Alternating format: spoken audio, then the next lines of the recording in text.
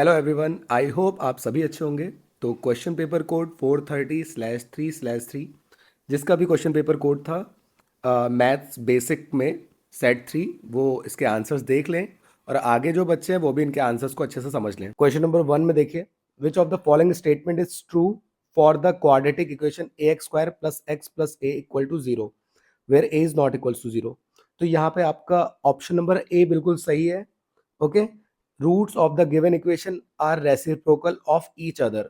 जो हमारे रूट्स हैं इक्वेशन के वो रेसिप्रोकल होंगे। चाहे तो आप रेसिप्रोकल वाला जो रिलेशन होता है, मतलब प्रोडक्ट वाला, एक अल्फा होता है एक बीटा होता है, वो सी अपॉन ए के इक्वल होता है ना। अब अल्फा और बीटा का प्रोडक्ट देखा जाए तो सी की वैल्यू कितनी है, वो है आपकी ए, और ए की वैल्यू भी कितनी है, ए। तो ए से ए कट जाएगा तो 1 आता है ना। तो जब हम किसी रेसिप्रोकल को मल्टीप्लाई करते हैं, मान लीजिए एक है अल्फा और अल्फा का रेसिप्रोकल होता है 1/अल्फा, दोनों कटेंगे तो 1 ही तो आएगा। तो इसी रिलेशन को ये प्रूव कर रहा है। बाकी और ऑप्शंस को भी मैं चेक करके बाद में बता दूंगा, अभी के लिए मैंने आपको बता दिया यही ऑप्शन सही है। क्वेश्चन नंबर 2 में देखिए, the coordinate of mid point of line segment joining points A p-1, q+1 and b p+1, q-1। एक लाइन सेगमेंट है जिसमें ए और बी के पॉइंट दे रखे हैं आपको, p-1, q+1, और इस साइड है p+1, q-1। आपको यहाँ पे मिड पॉइंट से एक पॉइंट इसको कट कर रहा है, इसको मान लेते हैं o। इसके कोऑर्डिनेट्स को हम x और y बोलते हैं, इसके पॉइंट्स हमें बताने हैं। तो जब भी मिड पॉइंट का क्वेश्चन आता है तो x के लिए फॉर्मूला होता है आपका x1 + x2/2। और x1 x2 कौन होते हैं, तो ये जो आपके लिखे हुए हैं, ये x1, ये y1, ये x2, ये y2। ठीक है, तो x1 हो गया p-1 प्लस x2 हो गया p+1/2। माइनस और प्लस कट जाएगा, ये हो जाएगा 2p/2, कैंसिल करके p आ जाएगा। ऐसे ही y के लिए भी सॉल्व कर देंगे। y का फॉर्मूला होगा y1 + y2/2, और y1 की वैल्यू है आपकी q+1, y2 की है q-1/2। यहाँ भी माइनस और प्लस कैंसिल, और q + q हो जाएगा 2q/2, कैंसिल होके q आ जाएगा। तो कोऑर्डिनेट्स आ गए हैं, p आ गई x की वैल्यू और q आ गई y की वैल्यू। तो option number A. Next, question number 3 को देखिए, ऑब्जर्व द गिवन ट्राइंगल्स। दो ट्राइंगल दिए हैं, विच of the following statement is true. तो इन चारों में से हमारा कौन सा स्टेटमेंट ट्रू है। यहाँ पे हम यहाँ सिमिलर को चेक करेंगे। सिमिलर के लिए हम देखते हैं पहले साइड्स को। तो यहाँ जो एल एम साइड है वो करस्पॉन्डिंग है बी सी के। ओके, तो पहला तो हम यहीं से चेक कर लेते हैं, जो ये ऑप्शन ऐसा मिल रहा हो। तो एल एम साइड कौन सी है, ये ऐसे आप पेपर में भी कर सकते हैं। L M side B C के करस्पॉन्डिंग है, जबकि यहाँ पे L M side A B corresponding है, तो ये ऑप्शन तो यहीं कट गया। यहाँ भी L M side A C corresponding है, ये ऑप्शन भी कट गया। नेक्स्ट, जो हमारी एल एम साइड है ये इधर लिखी है, वो बी सी करस्पॉन्डिंग है, बिल्कुल सही है। यहाँ भी एल एम या एम एल साइड है बी सी करस्पॉन्डिंग। तो ये दोनों ऑप्शन में से कोई एक हमारा आंसर होगा। ठीक है, इससे आपको आइडिया मिल जाता है। नेक्स्ट, अगला चेक करते हैं ये वाली साइड। ये है एम एन, और 2 के करस्पॉन्डिंग 4 होगा, क्योंकि ये 2 के रेशियो में बढ़ रहा है। जैसे पहली साइड ये 2 के रेशियो में बढ़ी थी, यहाँ 2 2 4 होता है। तो इधर देख लेते हैं, और इधर 3 2 6 होता है, लास्ट में चेक कर लेंगे। ये हमारी जो एम एन साइड है वो इस ए बी के करस्पॉन्डिंग होगी। तो एम एन चेक कर लेते हैं। एम एन यहाँ पे ये है, और वो है हमारी ए बी करस्पॉन्डिंग। तो देखिए बिल्कुल ए बी के साथ में, यहाँ एम एन लिखा है, यहाँ ए बी लिखा है, मतलब बिल्कुल सही जा रहा है। इस साइड चेक करते हैं ये गलत कैसे है। तो एम एन यहाँ ए सी के साइड उसमें करस्पॉन्डिंग था, जो कि ये गलत है। तो ऑप्शन नंबर सी सही है। ऐसे आप क्या करके चेक कर सकते हैं, आपको टाइम भी नहीं लगेगा ज़्यादा। क्वेश्चन नंबर 4, इसमें हमें दिया है 2 आइसोस्केलस ट्राइंगल्स। आइसोस्केलस ट्राइंगल जिसकी 2 साइड बराबर होती हैं, ठीक है, और इसके अपोजिट एंगल भी बराबर होते हैं। तो are always similar but not congruent, ये स्टेटमेंट गलत है। Next, are always congruent but not similar, गलत है। मे और मे नॉट बी सिमिलर, तो हाँ ये हो सकता है, मे और मे नॉट बी सिमिलर हो सकता है। तो ये बिल्कुल सही है, मे मतलब हो सकता है वाली बात। आर ऑलवेज, ऑलवेज वाला गलत हो जाएगा, तो ऑप्शन नंबर सी सही है। Next, the number of solution of the given equation given by x equal to -2 and y equal to 2। तो ये फिक्स सॉल्यूशन हमें मिल रखे हैं। तो इसके कितने सॉल्यूशन बनेंगे, तो इसके एक ही सॉल्यूशन बनेगा। अगर आप इसको ग्राफ में प्लॉट करते हैं तो x की वैल्यू आपको -2 दिखा रखी है और y की वैल्यू +2 दिखा रखी है। अगर ये मिलेगा तो यहाँ पे जाके एक जगह पे कट होगा, -2 और 2, तो इसका एक ही सॉल्यूशन तो मिलेगा। ठीक है, तो ये आपका क्या हो जाएगा, एक सॉल्यूशन। इनफाइनाइट नहीं करना है। नेक्स्ट, क्वेश्चन 6 को देखिए, in which of the following graphs of quadratic polynomial is sum of zeros 0। Sum of zero जो है हमारा वो जीरो होना चाहिए। तो इस वाले ग्राफ की अगर बात करें तो यहाँ पे कहीं भी एक्स एक्सिस पे कट नहीं करा, तो यहाँ जीरोज ही नहीं है, तो ये तो नहीं होगा। यहाँ पे हमारे पास एक जीरो है -1 और एक जीरो है +1, इनका सम अगर करा जाए तो जीरो मिलेगा, बिल्कुल सही है, अब यही चाहिए था। नेक्स्ट में एक जीरो है -2 और ये ओरिजिन को कट करा तो उसका जीरो जीरो होगा, तो -2 + 0 करें तो -2 मिलेगा, ये भी जीरो नहीं आ रहा है।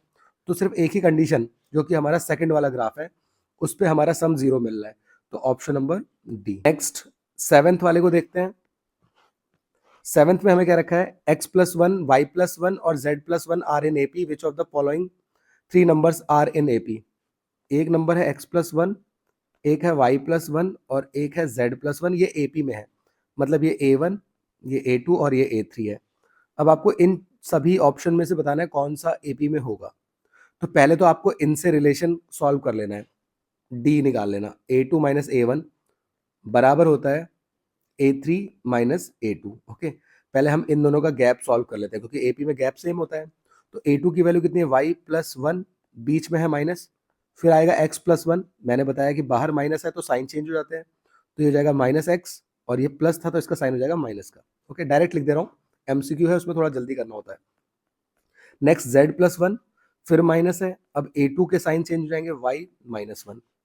अब अगर इसको सॉल्व किया जाए तो ये दोनों कैंसिल हो गए, ये आ गया आपका y-x इस साइड और उधर आ गया z-y। आगे भी आप सॉल्व कर सकते हैं, बट एक आपको दिख गया कि y-x = z-x आ चुका है, ठीक है।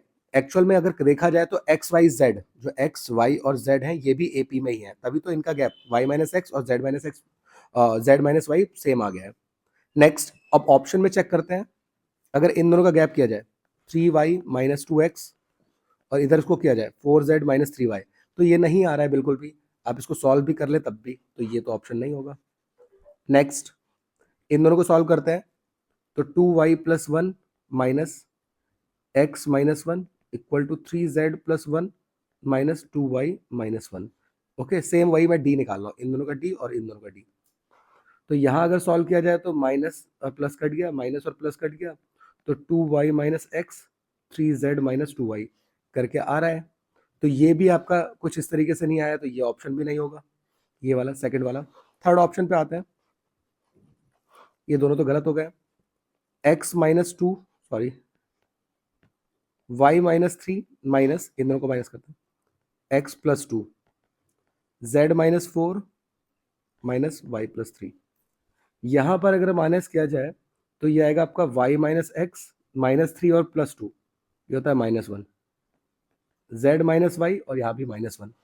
तो यहाँ पर कई बार हम कंफ्यूज, मतलब बच्चे क्या गलती कर सकते हैं, ये -1 से -1 कैंसिल करके कह देंगे कि ये दोनों बराबर आ रहे हैं, बट ये नहीं होगा क्योंकि यहाँ पर जो है -1 एक्स्ट्रा मिल रहा है। ओके, -1 एक्स्ट्रा मिल रहा है, देखिए तो ये आपका गैप आ रहा है ऊपर, देखिए ये वाला टर्म आ रहा है, डी तो आ जा रहा है, लेकिन एक एक्स्ट्रा टर्म मिल रहा है d-1, जबकि हमको सिर्फ चाहिए डी, और इधर भी d-1 मिल रहा है, तो ये भी एपी फॉर्म नहीं कर रहा है।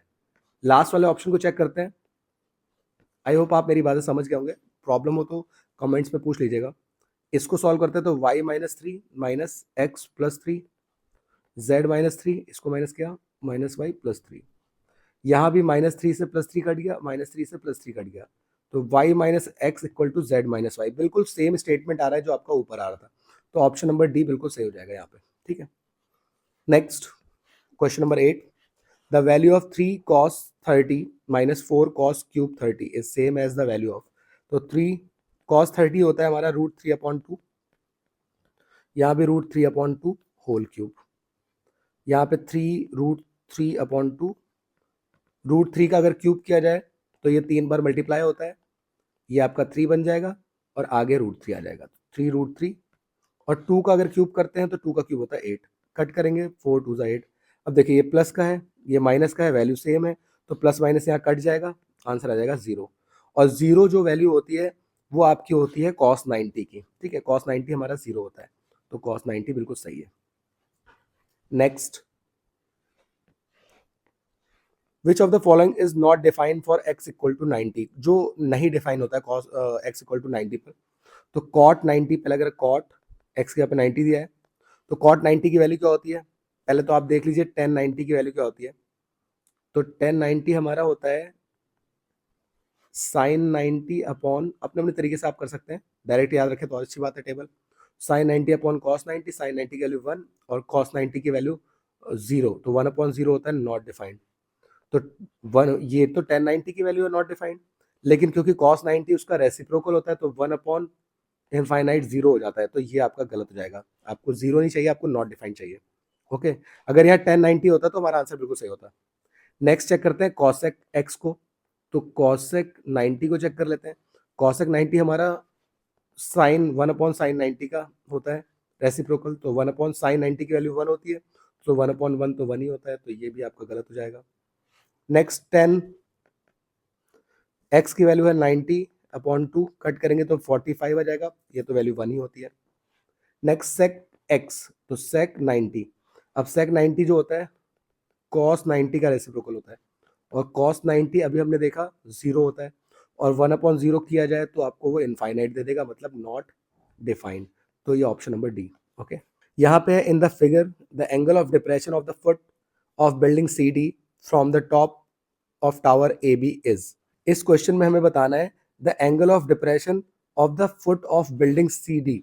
ये जो सी डी जो बिल्डिंग है इसके फुट पर जो डिप्रेशन एंगल बन रहा है ए बी के टॉप से, तो डिप्रेशन यहाँ बनता है, तो ये कैसे निकलेगा। तो पहले तो आपको पता है कि जब दो लाइन कट करती हैं तो ये आपका वर्टिकल अपोजिट हो जाता है, तो ये आपका वर्टिकल अपोजिट से 60 हो जाएगा। उसके बाद क्योंकि ये लाइन और ये लाइन पैरेलल है, ये लाइन और ये लाइन पैरेलल है, तो ये ट्रांसवर्सल की तरह काम करे, तो ये भी 60 हो जाएगी अल्टरनेट इंटीरियर एंगल से। तो एंगल ऑफ डिप्रेशन कितना हो जाएगा हमारा 60 डिग्री हो जाएगा। Question number 11, the radius of largest sphere that can be carved out from the solid cube of side 14 centimetre. मतलब हमारे पास एक क्यूब है जिसकी साइड 14 दे रखी है, मतलब ए, इसमें से सबसे लार्जेस्ट स्फीयर अगर हम निकालें तो उसके एजेस को टच करेगा, तो उसका डायमीटर हमने कई बार पढ़ा है, डायमीटर उस साइड के बराबर होगा। हमें रेडियस बताना है तो रेडियस का हाफ हो जाएगा, जो कि हो जाएगा 7, तो 7 सेंटीमीटर का आंसर हो जाएगा। सिंपल सा क्वेश्चन था। Next, let A be the assume mean and H be the class size group data which of the following is not correct formula for the finding mean. तो mean का कौन सा formula correct नहीं है। तो पहला तो बिल्कुल सही है क्योंकि ये आपका डायरेक्ट फॉर्मूला होता है। ओके, नेक्स्ट वाला भी सही है क्योंकि आपका ये अज्यूम मीन का फॉर्मूला होता है। थर्ड वाले में अगर देखा जाए तो F I you I upon F I A plus करके दिया हुआ है, यू आई की वैल्यू ये दे रखी है, ये वाला फॉर्मूला गलत है। रीजन क्यों है, क्योंकि ये आपका स्टेप डिविएशन के अकॉर्डिंग फॉर्मूला है, कोर्स में नहीं है। शायद मार्क्स मिल जाए अगर आपने गलत इसको कर दिया है, ग्रेस मार्क्स मिल सकता है यहाँ पे, क्योंकि ये कोर्स में नहीं था, हट गया था, बट इन्होंने दे दिया है। ठीक है, तो ये फॉर्मूला नहीं होता है क्योंकि इसके साथ एच भी लगा होता है। लास्ट वाले में देखिए एफ आई वाई आई, अब इन्होंने यू की जगह वाई डिनोट कर दिया, कोई फर्क नहीं पड़ता। वाई को डिफाइन तो बिल्कुल स्टेप डिविएशन के अकॉर्डिंग ही कर रखा है ना, क्योंकि मल्टीप्लाई में फिर एच दे दिया, तो ये फॉर्मूला बिल्कुल सही है। ओके, तो ये तीनों सही है, हमको गलत वाले को चुनना था, तो हमारा आंसर हो जाएगा C. Next, which of the following is affected by extreme value of the given data.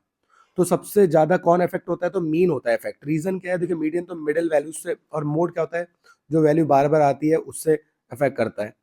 But mean यहाँ पे होगा क्योंकि मीन क्या होता है, अगर आपकी मान लीजिए सबसे छोटी वैल्यू, एक्सट्रीम मतलब सबसे छोटी वैल्यू और सबसे बड़ी वैल्यू, अगर ये बिल्कुल चेंज हो जाए तो कॉमन सी बात है मीन पे बहुत बड़ा फर्क पड़ जाएगा, तो इसलिए मीन इफेक्ट करता है एक्सट्रीम वैल्यू से।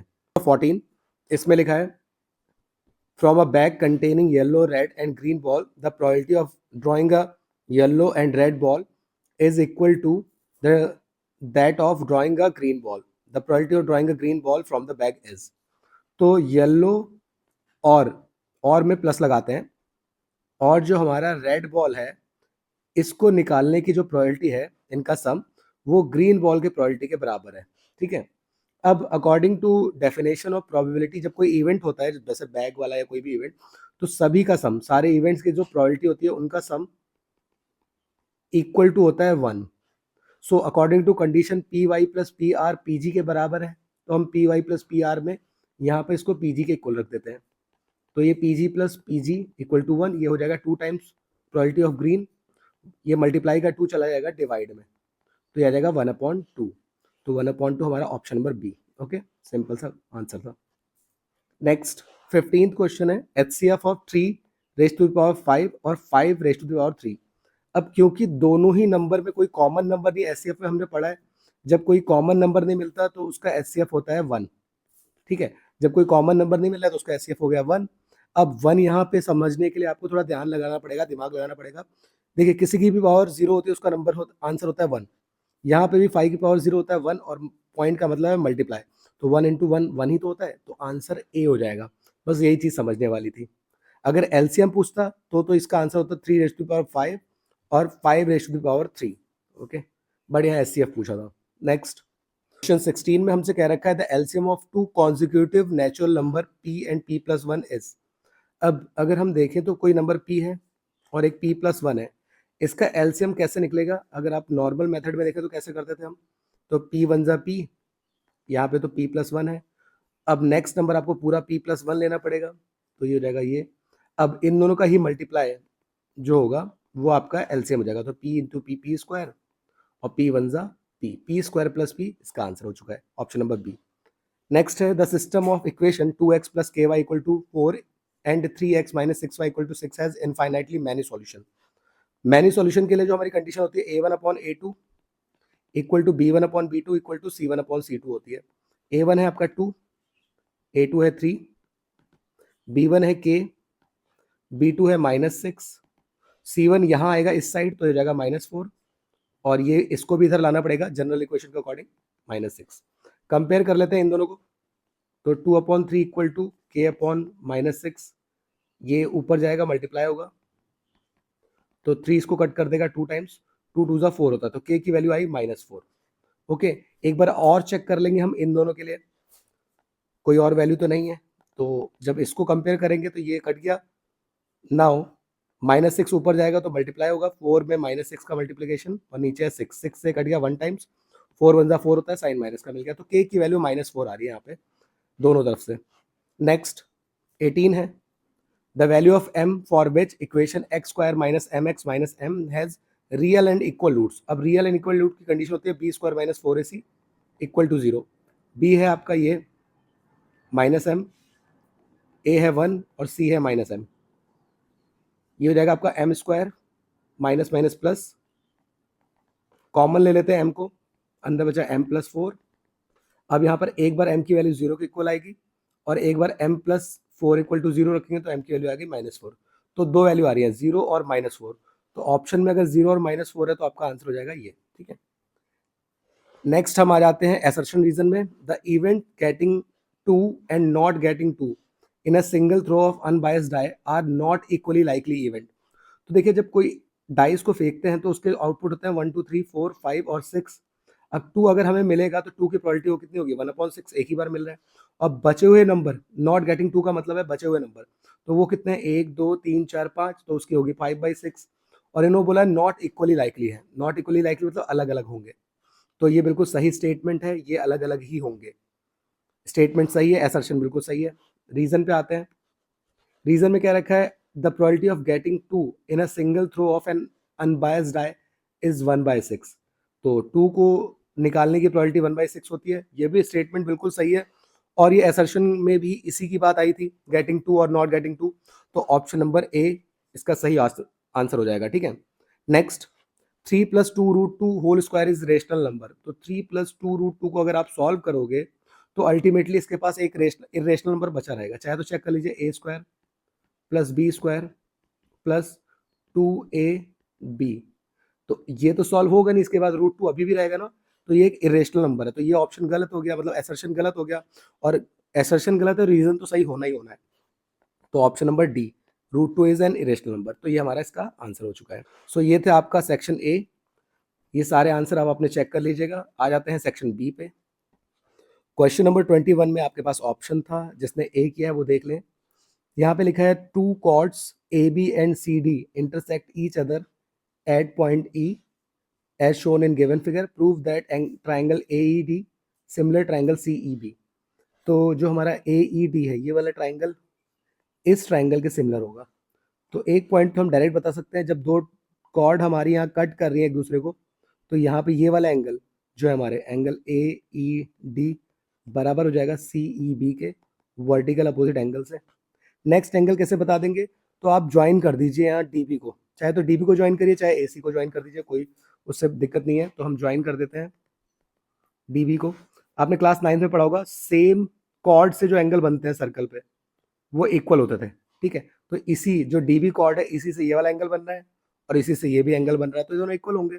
तो डी ए बी बराबर एंगल डी सी, ये वाला डी ए बी या बी सी डी के बराबर हो गया। बोल देंगे angle from same chord. So by angle angle similarity triangle A E D similar आ चुका है ट्राइंगल सीई बी के। सो ये आपका प्रूव हो जाएगा। अब बी पार्ट को देखिए अच्छे से समझ लीजिए।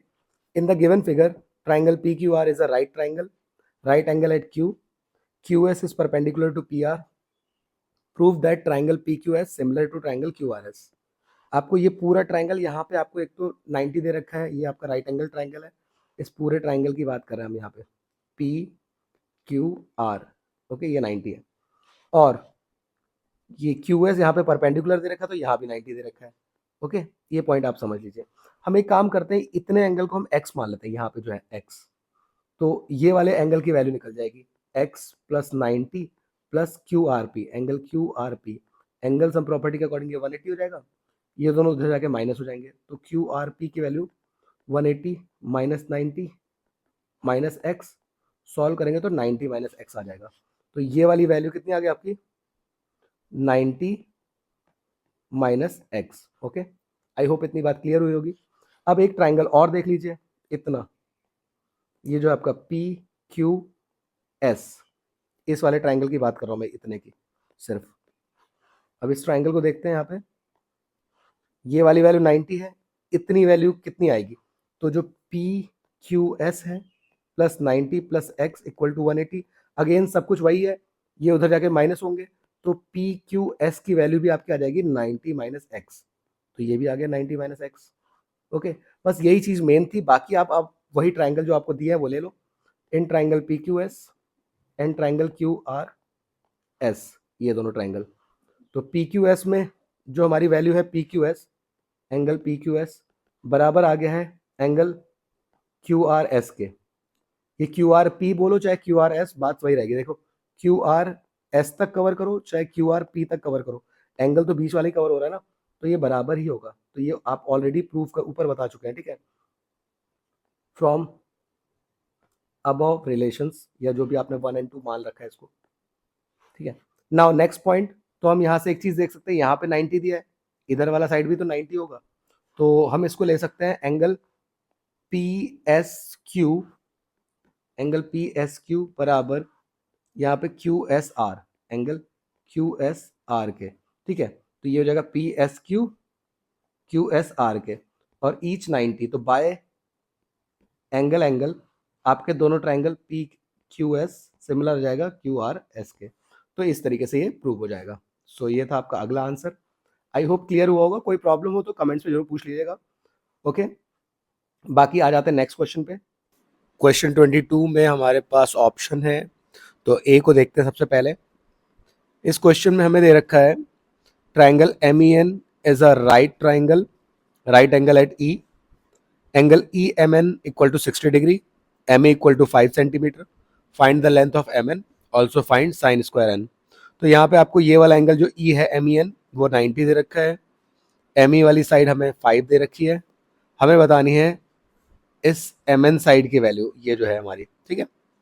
तो हमको पता है 90 के सामने जो साइड होता है उसको बोलते हैं हाइपोटेनियस, राइट एंगल ट्राइंगल में हमें पता है, ठीक है।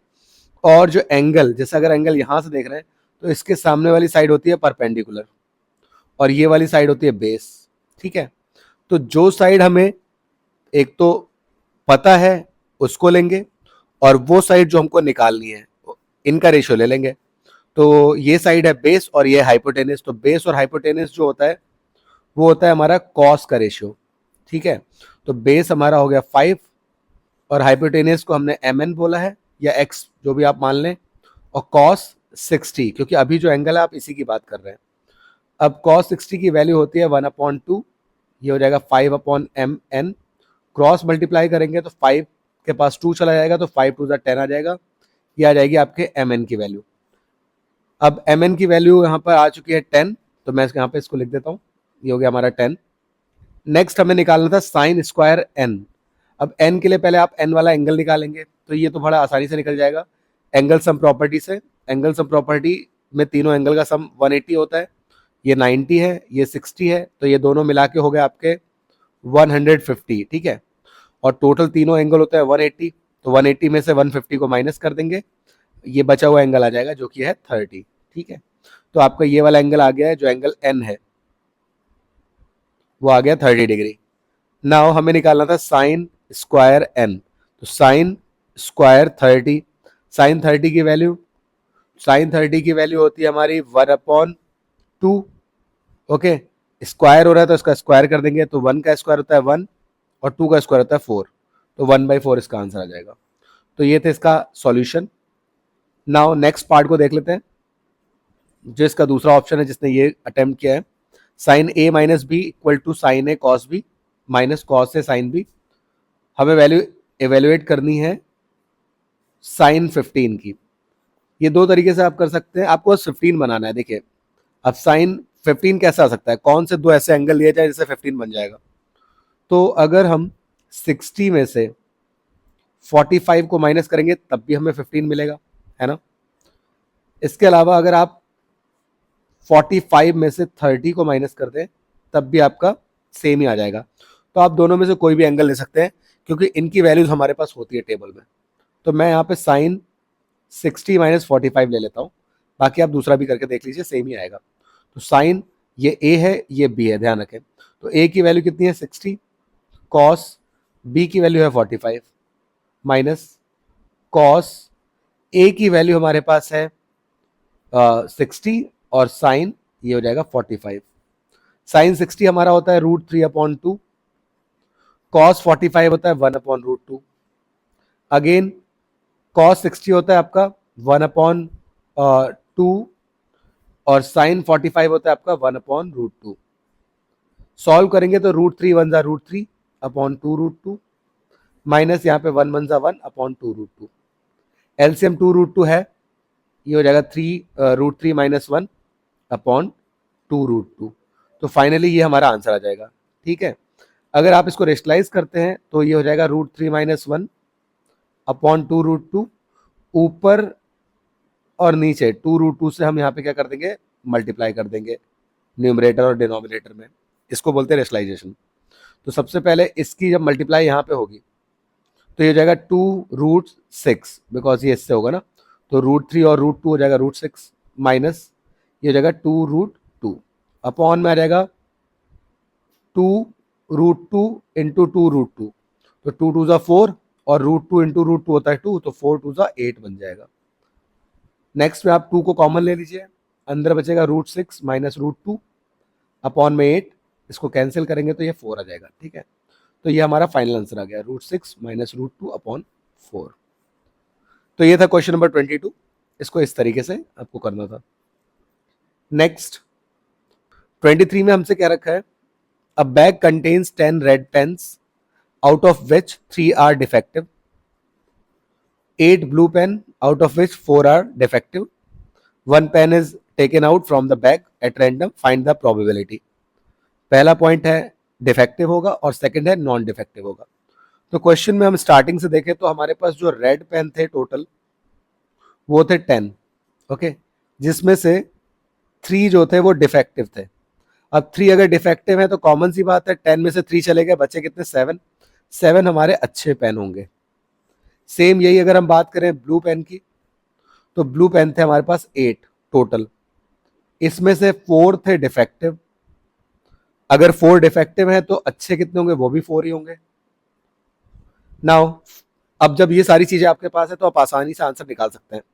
पहले में डिफेक्टिव पेन का प्रोबेबिलिटी बताना था, तो प्रोबेबिलिटी ऑफ डिफेक्टिव पेन, तो यहां थे 3 और ये मैंने गुड लिखना था यहाँ पे, और यहाँ पे थे 4, तो 3 + 4 कितना होता है हमारा 7, और अपॉन में आता है टोटल। टोटल मतलब जो एक्चुअल में टोटल है, तो वो 10 + 8 टोटल, तो 10 रेड और 8 ब्लू है, तो 10 + 8 कितना होता है 18, तो 7/18 आंसर आ जाएगा। सेकंड में नॉन डिफेक्टिव निकालने थे, लेकिन यहां बोला गया था रेड पेन, तो नॉन डिफेक्टिव रेड पेन, ध्यान रहेंगे, तो नॉन डिफेक्टिव साथ में रेड, तो नॉन डिफेक्टिव रेड कितने हैं, तो नॉन डिफेक्टिव रेड है हमारे, जो कि गुड वाली बात कर रखी है 7 है, ओके, और टोटल कितना है वो है आपका 18, तो 7/18 इसका भी आंसर आ जाएगा। तो ये था क्वेश्चन नंबर 23, काफी आसान था, बस क्वेश्चन की लैंग्वेज समझनी थी। क्वेश्चन नंबर 24 को देखिए, यहाँ पर है an ant started moving from the point A 2, 3 and moved along the line segment AB. It covered 3/4 of the distance AB and reached at point C x, y. If the coordinate of point B are 10, 15, find the coordinate of point C. तो एक line है, line segment A B, ये हमको दे रखा है, और ए के point है 2, 3 और बी के पॉइंट है 10, 15। इस पर एक एंट मूव कर रहा है, और वो क्या कर रहा है, वो इस लाइन के अलॉन्ग आगे जा रहा है और इसकी 3/4 डिस्टेंस को कवर कर रहा है। सो इट मीन्स 3/4 मतलब कि इस लाइन के 4 हिस्से हैं टोटल, 3/4 लिखा है ना, तो 4 टोटल हैं हिस्से, तो 1, 2, 3, 4 इस तरीके से हम ऐसे बना सकते हैं। तो इसके 4 हिस्से हैं, जिसमें से वो यहाँ पे आके रुक जा रहा है, ओके, तो ये 3/4 पार्ट को कवर कर रहा है। 3/4 का मतलब है 3 पार्ट कवर कर लिए, एक पार्ट रह गया। इसलिए कई बार बच्चे क्या करते हैं, इसको 3:4 ले लेते हैं, जो कि गलत हो जाता है यहीं पे। ये रेशियो होगा 3:1, वो एक्चुअल में आपका फ्रैक्शन में लिखा है, जब इसको सही करके लिखोगे तो आपको पता है 4 टोटल पार्ट थे, 3 कवर हुए, बचा कितना, 1, तो रेशियो बनेगा 3:1। और इस पॉइंट को सी पॉइंट दिया है, इसके कोऑर्डिनेट है x, y, यही वैल्यू आपको निकालनी है, सेक्शन फॉर्मूला लग जाएगा। x का जो फॉर्मूला होता है m1 x2, ठीक है, ये आपका m1 है, ये m2 है, ये x1 y1, ये हो जाएगा x2 y2। तो m1 x2 की वैल्यू है 10 plus m2 x1 divide by दोनों का सम 3 + 1, 3 × 30 प्लस 2/4, ये हो गया 32/4, ये चला जाएगा आपका 8 टाइम्स, तो x की वैल्यू 8 आ गई। y के लिए भी ऐसे सॉल्व कर लेते हैं, 3m1 इस बार y2 आएगा प्लस m2 y1 और अपॉन में टोटल 4, 15 3 45 प्लस 3/4, ये हो गया आपका 48/4, कट करेंगे तो ये रहेगा 12। तो जो कोऑर्डिनेट बने हैं, x की वैल्यू 8 आई और y की वैल्यू 12 आई, तो 8, 12 आए हैं हमारे c के कोऑर्डिनेट्स, ठीक है। तो यहाँ पे मेन चीज़ क्या थी, आपको ये पता होना चाहिए, ठीक है, जो मैंने स्टार्टिंग में आपको बताया, इसके बाद ये गलत नहीं होगा, और वैल्यूज़ को सही से पुट करना आना चाहिए फॉर्मूले में। तो नेक्स्ट देखते हैं question number 25, verify relationship between zeros and coefficient of polynomial 5x² + 2x। यहाँ a है 5 और b है 2, c है नहीं तो वो 0 होगा, ठीक है, जो पार्ट नहीं होता वो 0 होता है। तो a और b जब दिया होता है तो हम क्या करते हैं, कॉमन ले लेते हैं। पॉलिनोमियल में 5x² + 2x = 0 रख के कॉमन लेते हैं, इसमें कॉमन है x, ब्रैकेट के अंदर जाएगा 5x + 2। अब एक बार इसको 0 के इक्वल रखेंगे तो एक बार आ गया x = 0, ये आपका अल्फा हो जाएगा। नेक्स्ट 5x + 2 = 0 रखा, तो +2 उधर जाके -2 और ये 5 मल्टीप्लाई से डिवाइड में आ जाएगा, ठीक है, ये आ जाएगा आपका बीटा। तो पहला पार्ट तो ये हो गया, इसके जीरोस निकालने का, इसका 1 मार्क्स मिल जाएगा। दूसरे में वेरीफाई भी करना था, तो पहला रिलेशन होता है सम का, अल्फा + बीटा = -b/a। अल्फा 0 है, बीटा -2/5 है, b हमारे पास 2 है, इसके पहले साइन माइनस का है, और a हमारे पास 5 है, ठीक है। अब प्लस माइनस तो माइनस ही होता है, तो -2/5 बराबर -2/5 आ गया, क्योंकि 0 से फर्क पड़ेगा नहीं। तो पहला रिलेशन वेरीफाई। सेकंड प्रोडक्ट वाला, अल्फा इंटू बीटा = c/a। 0 है आपका अल्फा, बीटा -2/5, इनका मल्टीप्लाई। c अभी हमने देखा था 0 है, a आपका 5 है, तो 0 इंटू समथिंग इज 0 और 0/समथिंग इज ऑल्सो 0। तो ये भी आपका क्या हो गया, वेरीफाई हो गया। तो इसके आपके 2 मार्क्स मिल जाएंगे आराम से, जितने भी आपने स्टेप सॉल्व करेंगे उस हिसाब से आपको मार्क्स मिल जाएंगे। सेक्शन सी पे आ जाते हैं। ये क्वेश्चन बहुत बार करा दिया है, √3 को कैसे इरेशनल प्रूफ किया जाता है, तो पूरा प्रोसीजर आपको पता ही है, सब बच्चों ने इसको बड़ा आसानी से कर दिया होगा। क्वेश्चन नंबर 27, इसमें लिखा है a quadratic equation ax² + bx + c = 0 has roots which are 1 less than the roots of quadratic equation 5x² - 2x - 3 = 0. Find the roots of the equation ax² + bx + c = 0. ठीक है, तो जो हमारे एक क्वाड्रेटिक इक्वेशन है ये वाली, इसके जो रूट्स होंगे वो 1 लेस है, मतलब एक माइनस है, कम है इस इक्वेशन के रूट से। तो पहले आपको इसके रूट्स फाइंड करने पड़ेंगे। अब इसके रूट्स फाइंड करने के लिए आप क्वाड्रेटिक फॉर्मूला लगा सकते हैं या फिर फैक्टराइजेशन मेथड। फैक्टराइजेशन लगा लेते हैं, यहाँ पे 5 3 ज़ा 15, ये नंबर आपको मल्टीप्लाई करके चाहिए, और -2 आपको चाहिए ऐड या सब्ट्रैक्ट करके। तो यही दो नंबर है 5 और 3, इनका मल्टीप्लाई आपको 15 भी दे देगा, और 5 में से 3 को माइनस करेंगे 2 भी आ जाएगा, लेकिन साइन माइनस का है तो -5 चाहिए होगा। ओके, तो इस तरीके से आप 5 और 3 को यहाँ पे ले लेंगे। तो 5x², इसको हमने ब्रेक कर दिया, 5x माइनस, ये माइनस का साइन आएगा, माइनस का 5x प्लस का 3x, कॉमन ले लेते हैं यहाँ पे इन दोनों में से, 5x कॉमन है, अंदर बचा x - 1, नेक्स्ट ब्रैकेट में भी वही आएगा x - 1। अब यहाँ पे दोनों के पास 3 कॉमन था, प्लस का साइन। नाउ 5x को 3 के साथ लिख दिया, तो 5x + 3, और एक आ गया x - 1, ये इसके रूट्स आ गए। जीरोस निकालने के लिए 0 के इक्वल रखेंगे, तो ये हो गया प्लस का 3 रखे -3, -3/5, पहला रूट आ गया। दूसरा x - 1 को रखेंगे, तो ये आ गया +1। तो दोनों रूट आ चुके हैं। क्वेश्चन में हमसे बोला गया था कि इसके रूट इससे 1 माइनस होंगे, तो पहले इस वाले को रखते हैं। नाउ फर्स्ट इसका रूट निकालते हैं, तो जो रूट आया था -3/5, उससे 1 को माइनस करना है। ठीक है, एक कम है बोला गया ना, 1 less than the roots of this. तो इसको जब सॉल्व करेंगे तो यहाँ पे एलसीएम लेना पड़ेगा, -3 -5/5, तो ये हो जाएगा -8/5। नेक्स्ट अगला रूट हमारा आया था 1, तो 1 से एक कम है, तो 1 - 1 कितना होता है 0, तो दूसरा रूट आ गया 0, तो ये हमारा आंसर हो चुका है, सिंपल। नेक्स्ट क्वेश्चन नंबर 28, यहाँ पे भी ऑप्शन था कोई एक करने का। प्रूव करना है sin a - cosec a whole square plus cos a - sec a whole square equal to tan square a plus cot square a -1। ये लेफ्ट हैंड साइड है, इसको हम ले लेते हैं, तो a - b का होल स्क्वायर खोलना है, ये हो जाएगा a² plus b² -2ab। Next हमको ओपन करते हैं, a² plus b² -2ab। Now sine square है प्लस कॉस स्क्वायर है, ये होता है हमारा 1, तो इसको रिप्लेस कर देते हैं 1 से। हमें आंसर में कॉसेक नहीं चाहिए, टेन और कॉट चाहिए, तो टेन और कॉट कहाँ से आ जाएंगे, तो जो कॉसेक स्क्वायर ए होता है वो होता है आपका 1 प्लस कॉट स्क्वायर है।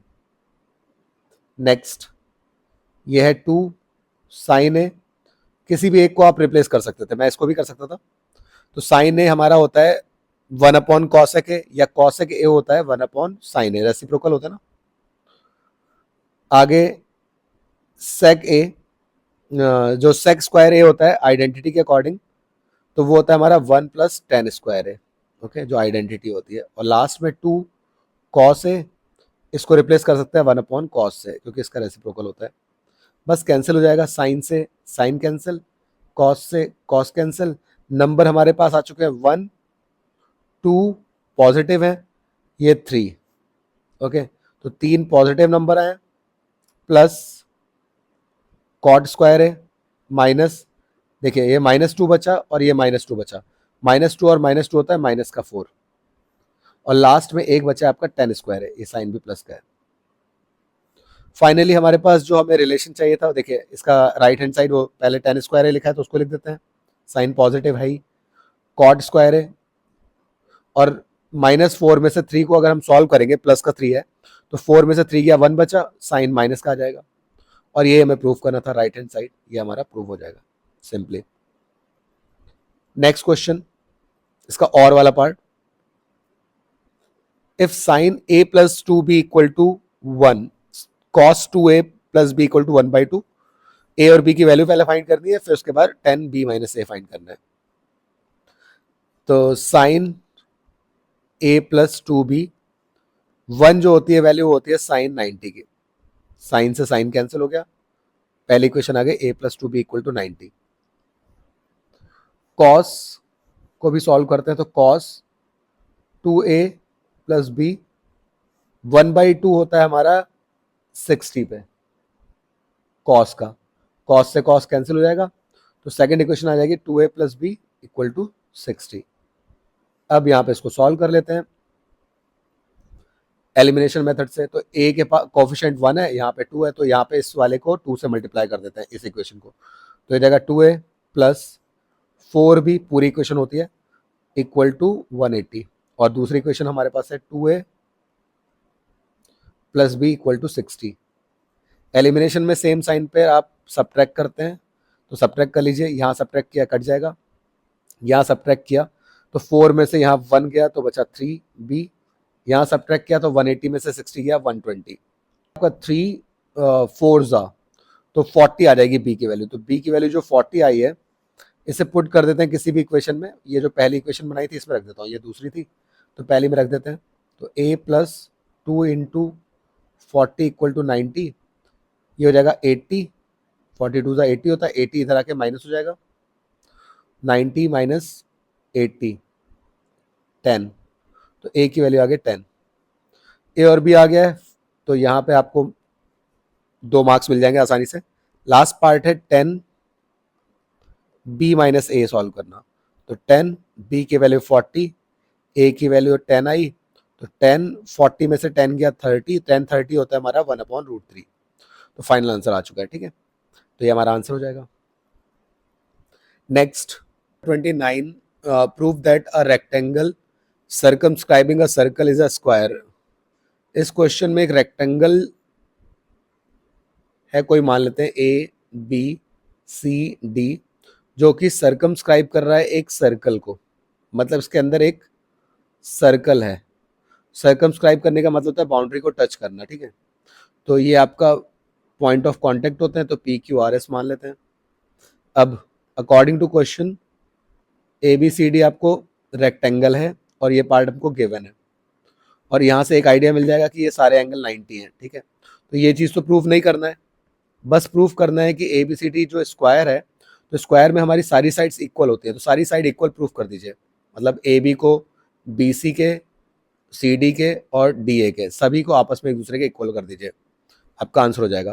क्योंकि रेक्टेंगल में सिर्फ आमने सामने की साइड इक्वल होती है, ए बी सी डी के होगी और बी सी ए डी के होगी, ये गिवन में आपका चला जाएगा पार्ट ना। बहुत आसान था, सेम जो क्वेश्चन बुक में है सेम उसी को थोड़ा इन्होंने चेंज कर दिया है, वहां आपको पैरेललोग्राम गिवन था और रोम्बस प्रूफ करना होता था, वही सारे स्टेप्स है। ठीक है, तो सबसे पहला ए आउटर पॉइंट है, आउटर पॉइंट से टेंजेंट बराबर होती है, तो ए पी बराबर ए एस, आप बता देंगे tangent from A. Next B P बराबर बी क्यू, तो B P equal to B Q, फिर सेम वही रूल, इस बार आपका बी से हो जाएगा। Next C R equal to C Q, ये सी से हो गया tangent, D R equal to D S, तो D R equal to D S, ये डी से हो जाएगा। अब जो इक्वेशंस आई हैं सारी, ये 1 2 3 और 4, इनको ऐड कर दीजिए। तो ऐड करने पे क्या होगा, लेफ्ट हैंड साइड में ए पी है, बी पी है, सी आर है और डी आर है, ये सब ऐड हो जाएंगे और राइट हैंड साइड वाले राइट हैंड साइड के साथ हो जाएंगे, ये जो है A S B Q C Q और D S. Okay, now A P और बी पी मिलके हमारा बना देते हैं ए बी, सी आर और डी आर मिलके सी डी, ए एस के साथ आपको डी एस को देखना है, तो ये बना देगा आपका ए डी, और बी क्यू और सी क्यू मिलकर बना देंगे B C. Okay, now A B और सी डी आपके इक्वल थे, क्योंकि रेक्टेंगल की प्रॉपर्टी है आमने सामने की साइड बराबर होती है, तो ये दोनों बराबर है तो किसी को भी रिप्लेस कर दीजिए। तो ए बी सी डी को भी हम लिख देते हैं ए बी। यहाँ पे ए डी और बी सी बराबर है, ये भी हमको पता है, तो इनमें भी किसी को रिप्लेस कर दीजिए। ये हो जाएगा 2 times A B equal to 2 times B C. तो ए बी हमारा प्रूव हो चुका है बी सी के इक्वल, और ए बी सी डी के बराबर भी था। ठीक है, तो ए बी जो साइड है बी सी के इक्वल प्रूफ कर दिया है, पहले से वो सी डी के बराबर था। किसी भी आपके जो क्वाड्रिलेटरल होता है उसमें 3 साइड अगर बराबर तो चौथी भी बराबर होती है।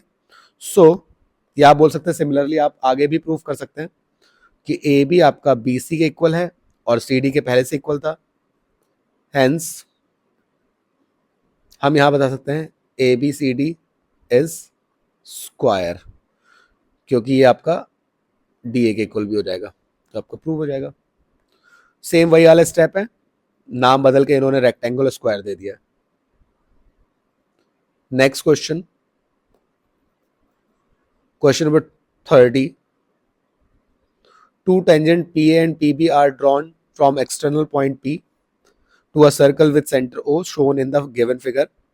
Angle OAB equal to 15. Find the measure of each angle of triangle PAB.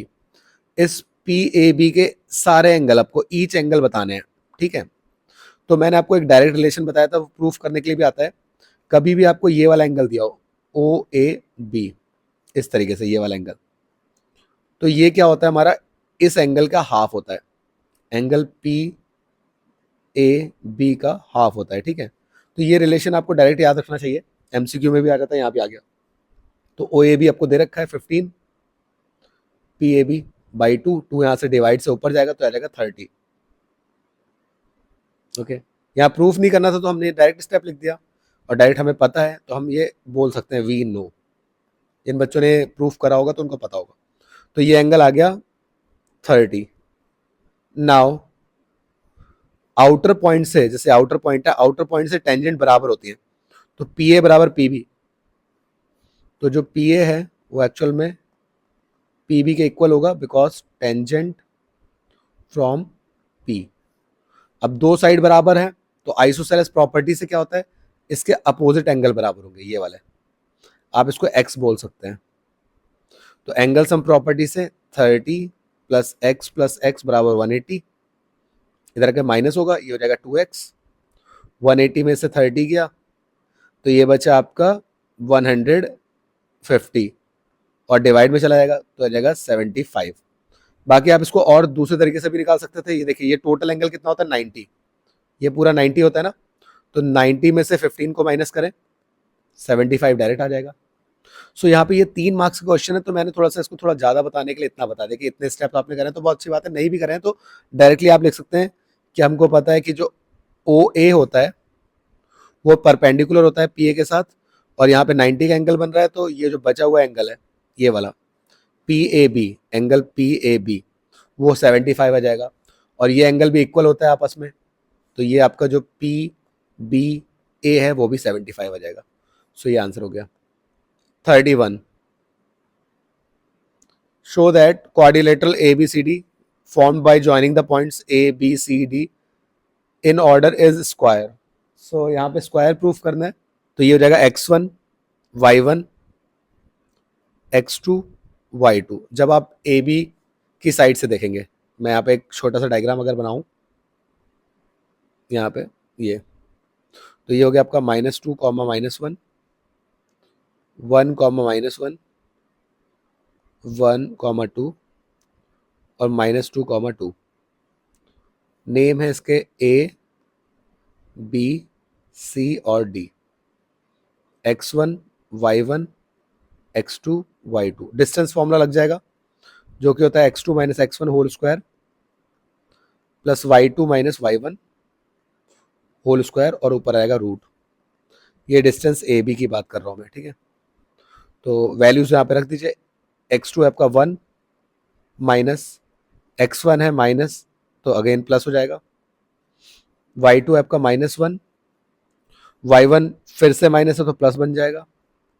1+2 होता है 3, 3 का स्क्वायर, और 1 माइनस और प्लस कट जाएगा, तो 3 का स्क्वायर होता है हमारा 9, अगेन ये बच जाएगा 3। तो ये आया आपका 3 यूनिट। तो ए बी की डिस्टेंस 3 यूनिट आई। सेम ऐसे ही बी सी की डिस्टेंस निकाल लेंगे। ओके, अब मैं यहाँ डायरेक्ट करके दिखाता हूँ। तो उस टाइम पर आप इसको x1 y1 मान सकते हैं। तो x2 माइनस एक्स, तो ये x2 है 1, x1 है 1, तो 1 में से 1 को माइनस करेंगे तो ये तो 0 हो जाएगा, डायरेक्ट लिखूंगा अब मैं। अगेन y2 है -1 और y1 है आपका 2, तो -1 -2 हो जाएगा -3, -3 का स्क्वायर करेंगे तो ये फिर से 9 हो जाएगा, अगेन 3 यूनिट आ जाएगा। देन सी डी, अब यहाँ x1 y1 फिक्स है तो इसको मान लेते हैं x2 y2। Okay, C D की डिस्टेंस निकालते हैं, तो x2 है हमारा यहाँ पे -1 और ये है +1, ठीक है। x2 है आपका ये -2 और यहाँ पे 1, तो -2 -1 होल स्क्वायर प्लस y2 है 0, y1 है y2 है 2 और y1 भी है 2, तो 2 - 2 0 ही हो जाएगा। अब -2 -1 होता है -3, -3 का स्क्वायर करा तो प्लस का 9 और ये बच जाएगा 3, तो ये भी 3 आ गया। सभी की यूनिट 3 आ चुकी है, ठीक है। और लास्ट है हमारा डी ए, तो ये फिक्स है, x2 है मगर -2, x1 है -2 तो +2 हो जाएगा। सब कैलकुलेशन का काम है, आप समझ गए। माइनस y1 है -1 तो +1, अगेन ये खत्म, ये 3 का स्क्वायर 9, 3 आ गया, ठीक है। तो सारी डिस्टेंसेस तो आपकी 3 आ चुकी हैं, बस अब डायगोनल को चेक करना है। तो डायगोनल हमारे कौन से हैं वो देख लेते हैं। डायगोनल की मतलब डिस्टेंस देख लेते हैं। तो एक हमको ए सी निकालना पड़ेगा और एक हमको बी डी निकालना पड़ेगा। तो ए सी की डिस्टेंस आपकी आएगी x2, इसको मान लेते हैं x2 और इसको y2, तो x2 minus x1 plus y2 minus y1, sign की वजह से प्लस करना पड़ रहा है। ये 3 स्क्वायर प्लस 3 स्क्वायर, ये हो जाएगा 9, इधर भी आ जाएगा आपका 9, ये जगह 18, रूट 18 यूनिट्स आ गया। आप चाहें तो उसको रूट के बाहर भी निकाल सकते हैं। तो ये जाएगा आपका 9 2 18, तो 9 बाहर आ गया, 3 बचेगा, 3√2 आ जाएगा। इसकी भी डिस्टेंस निकाल लेते हैं बी डी की, ये x1 y1 कर देते हैं इसे। तो x2 माइनस x1 की वैल्यू -2 है तो प्लस हो जाएगी, y2 minus y1, 3 square -3 square, 9 + 9 √18, again 3√2। तो बिल्कुल सही है, A B equal to C D equal to A B equal to B C. So यहाँ हम बोल सकते हैं कि A B equal to B C equal to C D equal to D A. सबकी यूनिट आ गई है 3 यूनिट्स, मतलब डिस्टेंस, और ए सी और बी डी भी आपस में इक्वल आ चुका है 3√2। तो hence A B C D is square. तो ये आपका प्रूव हो जाएगा, सिंपल। सबके डिस्टेंसेस निकालनी थी, थोड़ा लेंथी काम होता है, बाकी पेशेंस के साथ अगर आपने किया है, सारी वैल्यू सही निकाली तो बहुत आसानी से हो जाएगा। ओके, नेक्स्ट इसका और पार्ट जिसने किया है, find the coordinate of points which divides the line segment joining P Q into 3 equal parts. ये भी थोड़ा लेंथी हो जाएगा, है बहुत इजी। कोई पी और क्यू एक लाइन सेगमेंट है जिसके 3 इक्वल पार्ट हैं। यहाँ पे हम मान लेते हैं ए, ये मान लेते हैं बी। पी के पॉइंट दिए -1, 7 और क्यू के पॉइंट है 4, -3। पहली बार जब आप ए के पॉइंट निकालेंगे तो जो रेशियो आएगा, क्योंकि इसके टोटल हिस्से 3 है ना, तो इसको आप एक पार्ट दोगे और यहाँ आपके 2 पार्ट बचे तो यहाँ पे 2 पार्ट मिल जाएंगे। तो ये m1 हो जाएगा, ये m2 हो जाएगा, x1 y1, x2 y2, और ये पॉइंट होते हैं x और y। तो इसके कोऑर्डिनेट ही तो निकालने हैं। तो जब x की वैल्यू निकालेंगे, सेक्शन फॉर्मूला होता है m1 x2 plus m2 x1, यहाँ पे आपका 1 + 2, 4 - 2 रहेगा 2/3। y की वैल्यू निकाल लेते हैं, m1 y2 m2 y1, नीचे 3, -3 ये हो जाएगा 14, 14 में से 3 गया तो आ गया 11/3। तो ए के जो पॉइंट आए वो आए हैं 2/3 कॉमा 11/3। सेम यही चीजें बी की साइड से देख लेते हैं। अब जब बी की साइड से देखेंगे तो आपका रेशियो चेंज हो जाएगा। इस बार इसके पॉइंट्स को हम एक्स और वाई बोलेंगे और इस बार यहां वाले साइड को 2 रेशियो मिलेंगे और इधर एक ही पार्ट है तो ये वाला 1 बन जाएगा। रेशियो चेंज हो जाएगा M1 M2 का, ठीक है। तो वही सेम M1 इस बार 2 है, X2 प्लस M2 X1, नीचे 3 रहेगा, 2 + 1 तो 4 2 ज़ा 8 -1/3 ये हो गया 7/3। Next 2 into y2 plus 1 into y1/3 -6 + 7 ये हो गया 1/3। तो जो हमारे b के पॉइंट आए हैं वो आए हैं 7/3 कॉमा 1/3। सो ये था फाइनल आंसर।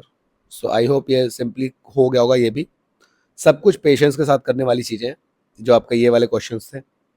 तो ये था सेक्शन सी, 3 मार्क्स का क्वेश्चन। नेक्स्ट सेक्शन है सेक्शन डी। देखिए ये क्वेश्चन जो है आपका आरएचएस सिमिलैरिटी से होता है और आरएचएस सिमिलैरिटी बस एक लास्ट पेज पे बस हल्का सा आपको दे रखा है कि ये ऐसा होता है और उस पर क्वेश्चन बन के आ गया है। ओके, सो इस पर ज़्यादा लोगों ने ध्यान भी नहीं दिया होगा तो बहुत ज़्यादा प्रॉब्लम आ जाती है ऐसे क्वेश्चन में। तो पूरी बुक एनसीईआरटी की अच्छे से पढ़ के जाएं। यहाँ पे देखिए आपके पास साइड्स हैं A B A C and altitude A D of triangle A B C are proportional to the side P Q P R and altitude P S of another triangle P Q R. Prove that triangle A B C similar है P Q R के। आपके पास दो triangle हैं, एक है आपके पास ए B सी और एक है ट्राइंगल पी क्यू आर। अब यहाँ क्या दिया है, हमसे बोला है साइड ए बी, जो ये ए बी वाली साइड है पी की करस्पॉन्डिंग दे रखा है A B upon P Q. उसके बाद जो साइड ए सी है वो पी आर के करस्पॉन्डिंग दे रखा है और बीच में एक एल्टीट्यूड है मतलब 90 का एंगल बनेगा, इसको बोला गया ए डी। तो ए डी जो है वो इस पी एस के करस्पॉन्डिंग दे रखा है। ओके, ये गिवन है। आपको प्रूफ करना है कि ये जो पूरा ट्राइंगल है एक दूसरे के सिमिलर होगा। अब ये कैसे प्रूफ करेंगे कि पूरा ट्राइंगल सिमिलर है? तो देखिए यहाँ पे क्या करना है, सबसे पहले तो आप इसके हाफ ट्राइंगल को लें, ये वाला हाफ ट्राइंगल इधर और इधर वाला, ठीक है। तो सबसे पहले मैं लिख देता हूँ in triangle A B D and triangle P Q S क्या क्या चीज़ें हैं, तो A B upon P Q बराबर A D upon P S. ये तो हमको ऑलरेडी गिवन है ना, तो हम इस चीज़ को ऐसे गिवन में लिख देते हैं। नेक्स्ट चीज़ हम एक चीज़ और बता देते हैं, ये एंगल 90 है तो ये एंगल भी 90 है क्योंकि इस पर परपेंडिकुलर था। तो एंगल ए डी बी बराबर एंगल पी एस क्यू। अब एक क्राइटेरिया होता है RHS सिमिलैरिटी क्राइटेरिया। अभी RHS सिमिलैरिटी क्राइटेरिया अक्सर बुक के सबसे लास्ट में जब आपका चैप्टर खत्म हो रहा है वो जो आपका ब्लू कलर से लिखा होता है ना वो वहाँ पे लिखा हुआ है। तो ये क्लास में अक्सर बताया नहीं जाता है या इस चीज़ को स्किप कर दिया जाता है, बट इस पे क्वेश्चन आ गया है। तो आप अगली बार से एनसीईआरटी को अच्छे से देख के जाइए, हर एक पॉइंट को देख के जाइए।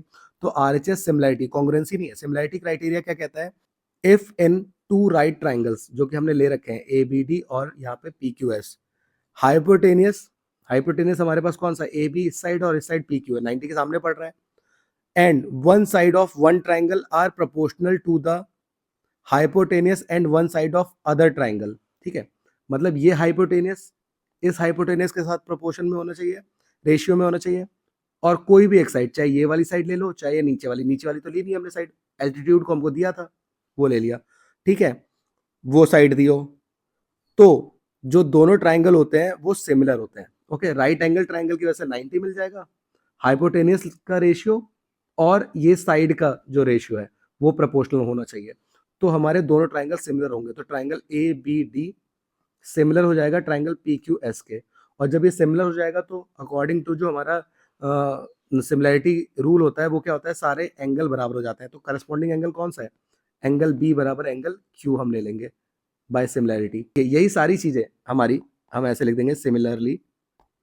ये चीज आप इस साइड भी कर लेंगे ट्राइंगल के, जो हमारी है ए डी सी, और उस साइड जो ट्राइंगल है हमारा पी एस आर, यहाँ भी सेम वही by RHS similarity triangle A C D similar हो जाएगा पी आर एस के, और ये वाला एंगल सी और आर ये बराबर आ जाएंगे, ठीक है।